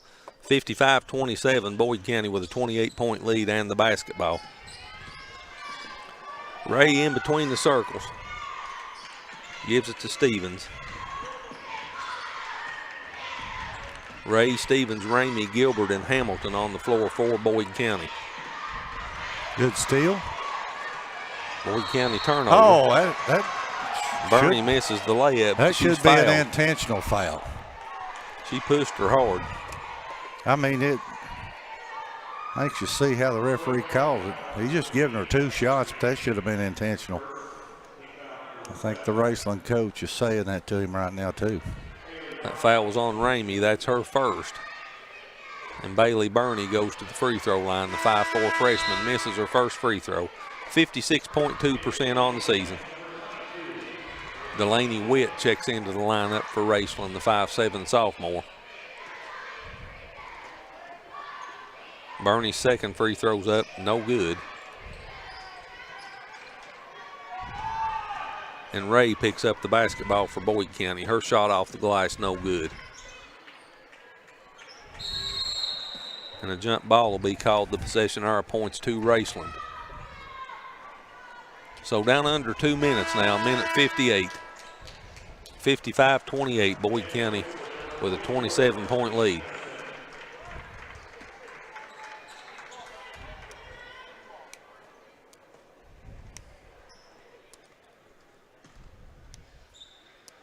Destiny Tennyson checks into the lineup for Raceland. They bring the basketball into the front court. Burney with the basketball. It's loose on the floor, and we'll have another jump ball called. And the possession arrow points to Boyd County.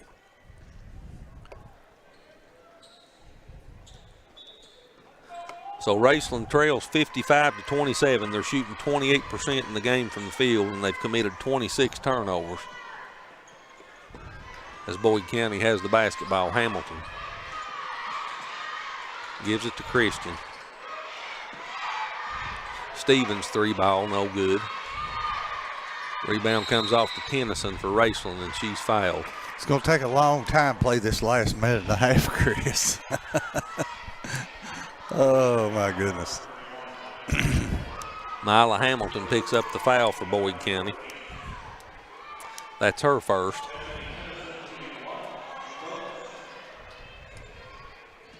So Destiny Tennyson, the 5'9" junior, shoots one in the bonus for Raceland. She misses the front end of that. And Hamilton gets the rebound for Boyd County. Ray comes into the front court. The clock down to a minute 20 now.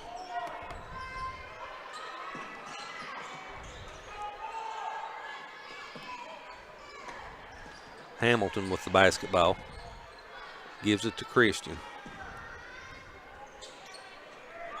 Three ball in and out for Ramey. And Raceland comes away with the rebound. Lax into the front court. Puts a shot up off the glass, no good. Ball loose on the floor, out of bounds, goes to Boyd County. 50.7 seconds. Some of these games that get sloppy, Chris, how many jump balls you say are in some of these games? At least 20. At least 20. So Ray crosses the timeline. The clock down under 45 seconds now. Stevens with the basketball gives it to Hamilton. Hamilton to Christian. Ramey with the basketball. 15-foot jumper. She was pushed in the back. She got hit hard. So Alexa Ramey, the 5'7" freshman, will go to the free throw line for Boyd County. She'll shoot two.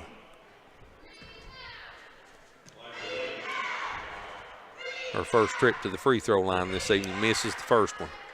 Boyd County's now 9 of 13 from the free throw line as a team, 69.2%. Am I right that Boyd won the girls' state tournament a few years ago? Second shot up, no good. I can't remember. Into the front court comes Raceland.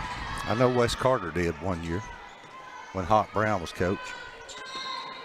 I was thinking that Boyd was the other team in the 16th that had actually won the girls' state tournament. We'll look that up and tell you tomorrow night. So we'll walk to the other end for free throws. Jada Ray will go to the free throw line this time for Boyd County, the 5'4" 7th grader. She's not scored in the game. 43.8% from the line on the season. She misses her first one. Rebound comes off to Raceland. Clock down to 15 seconds now.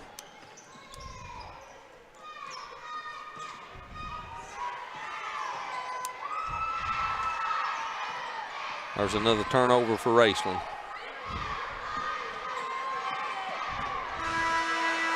And that's the end of the game here at LST Johnson Arena. Your final score in the second game of the evening, Boyd County 55, Raceland 28. We'll go back to the studio for a commercial break, and I'll be back with the final statistics for this game and to wrap it up here this evening. We'll be right back. You can have full control of your network with MRTC Total Command. This feature enhances your internet experience right at your fingertips. Worry less about online threats with included virus protection. Choose the sites your children visit and limit their screen time with parental control features. Manage smart devices at the touch of a button. You get all this for just $9.95. Plus, we will upgrade your router at no extra cost. Now that's Wi-Fi Advantage.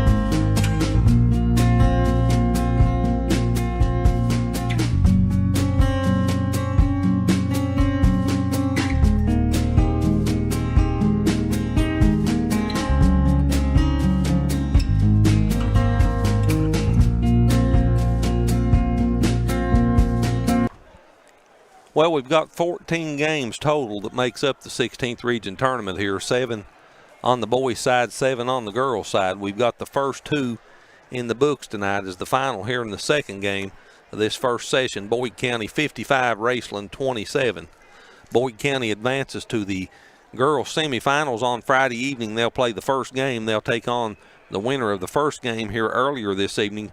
Coach Paul Ricker's Menifee County Ladycats defeated West Carter 53-47. So it'll be West Carter and Boyd County in the first game of the semifinals for the girls on Friday evening here at LST Johnson Arena. Let's take a look at the final statistics in this basketball game. First, individual scoring for Raceland. They were led in scoring by Emma Picklesheimer. She was the only Lady Ram in double figures with 10 points, and she did that on 5 of 6 shooting from the floor. She pulled down 2 rebounds to go with her 10 points. Emma Broughton had 8 points on 2 of 5 shooting from the floor, 5 rebounds to go with those 8 points for Emma Broughton. After that, Reagan Mackey had 3 points on 1 of 6 shooting from the floor. Naomi Maynard with 2 points on 1 of 12 shooting from the floor. Cian Hapney with 2 points for Raceland on 2 of 4 from the free throw line. She was 0 of 2 from the field. She did pull down 5 rebounds to go with those 2 points. And Gracie Garton, the 5'5" sophomore, had the other 2 points for Raceland on 2 of 2 from the free throw line. That rounds out the 27 points in scoring for Raceland.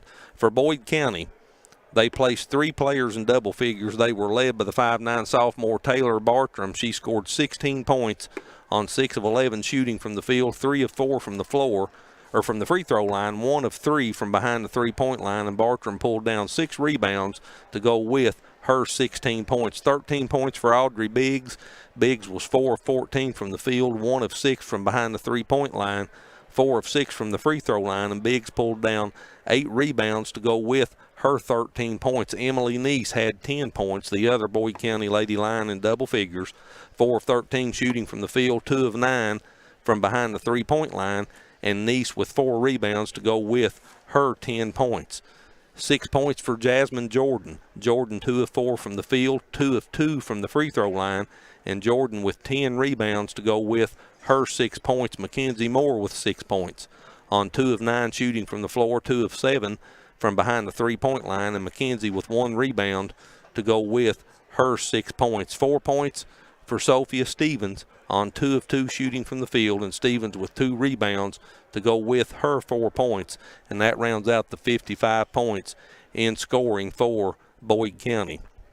Taking a look at some of the team statistics, Raceland shot 26% for the game on 9 of 34 from the floor. They was 1 of 14 from behind the three-point line for 7%, and from the free throw line, Raceland shot 44% on 8 of 18. Raceland had 27 turnovers in the game, and Boyd County converted those 27 turnovers into 24 points. 31 rebounds for Raceland, 22 of them on the defensive end, 9 on the offensive end. 4 second chance points, 2 points off the bench, and 14 points in the paint for Raceland. No fast break points, 2 blocks, 7 steals, and 2 assists. For the Boyd County Lady Lions, they shot 33% for the game on 20 of 61 from the floor, 21% from behind the three-point line on 6 of 28. They shot 60% from the charity stripe on 9 of 15. Boyd County committed 14 turnovers, and Raceland converted those into 7 points. 43 rebounds for Boyd County, 21 on the defensive end, 22 on the offensive end. So they out-rebounded Raceland 22-9 on the offensive end of the floor. Second chance points, Boyd County had 15 of them in the game, 6 points off their bench, and 28 points in the paint. They doubled up Raceland in the paint here tonight, 28-14. 2 fast break points, 5 blocks, and 20 steals, and 9 assists on those 55 points for Boyd County. This game was never tied. There was 1 lead change. Boyd County led it for 26 minutes and 32 seconds. Raceland led for 5 minutes and 2 seconds of the game. Boyd County outscored Raceland 18-8 in the first period, 15-4 in the second period. They led 33-12 at halftime. They outscored Raceland 20-7 in the third period, and they led 53-19 going into the fourth period. Raceland outscored Boyd County 8-2 in the final period, and thus your final score, 55-27. So that's it for the first session here from L.S.T. Johnson Arena. We hope you've enjoyed it across our viewing area of Elliott, Morgan, Menifee, Wolf, and parts of Bath County, and also on YouTube out there wherever you may be. We hope you enjoyed the first 2 games of the 16th Region Tournament. We hope to see you back here tomorrow evening for the second session at 6:30. The first game will have the Morgan County Lady Cougars taking on the Ashland Kittens, and the nightcap will see, or Morgan County will be taking on the Russell Red Devils, and then in the nightcap, the Ashland Kittens will take on the Round County Lady Vikings. So until tomorrow evening at 6:15 p.m., I'm Chris Dickerson for the rest of the MTTV Sports crew. Have a good evening, everyone, and we'll see you back here tomorrow night. Good night.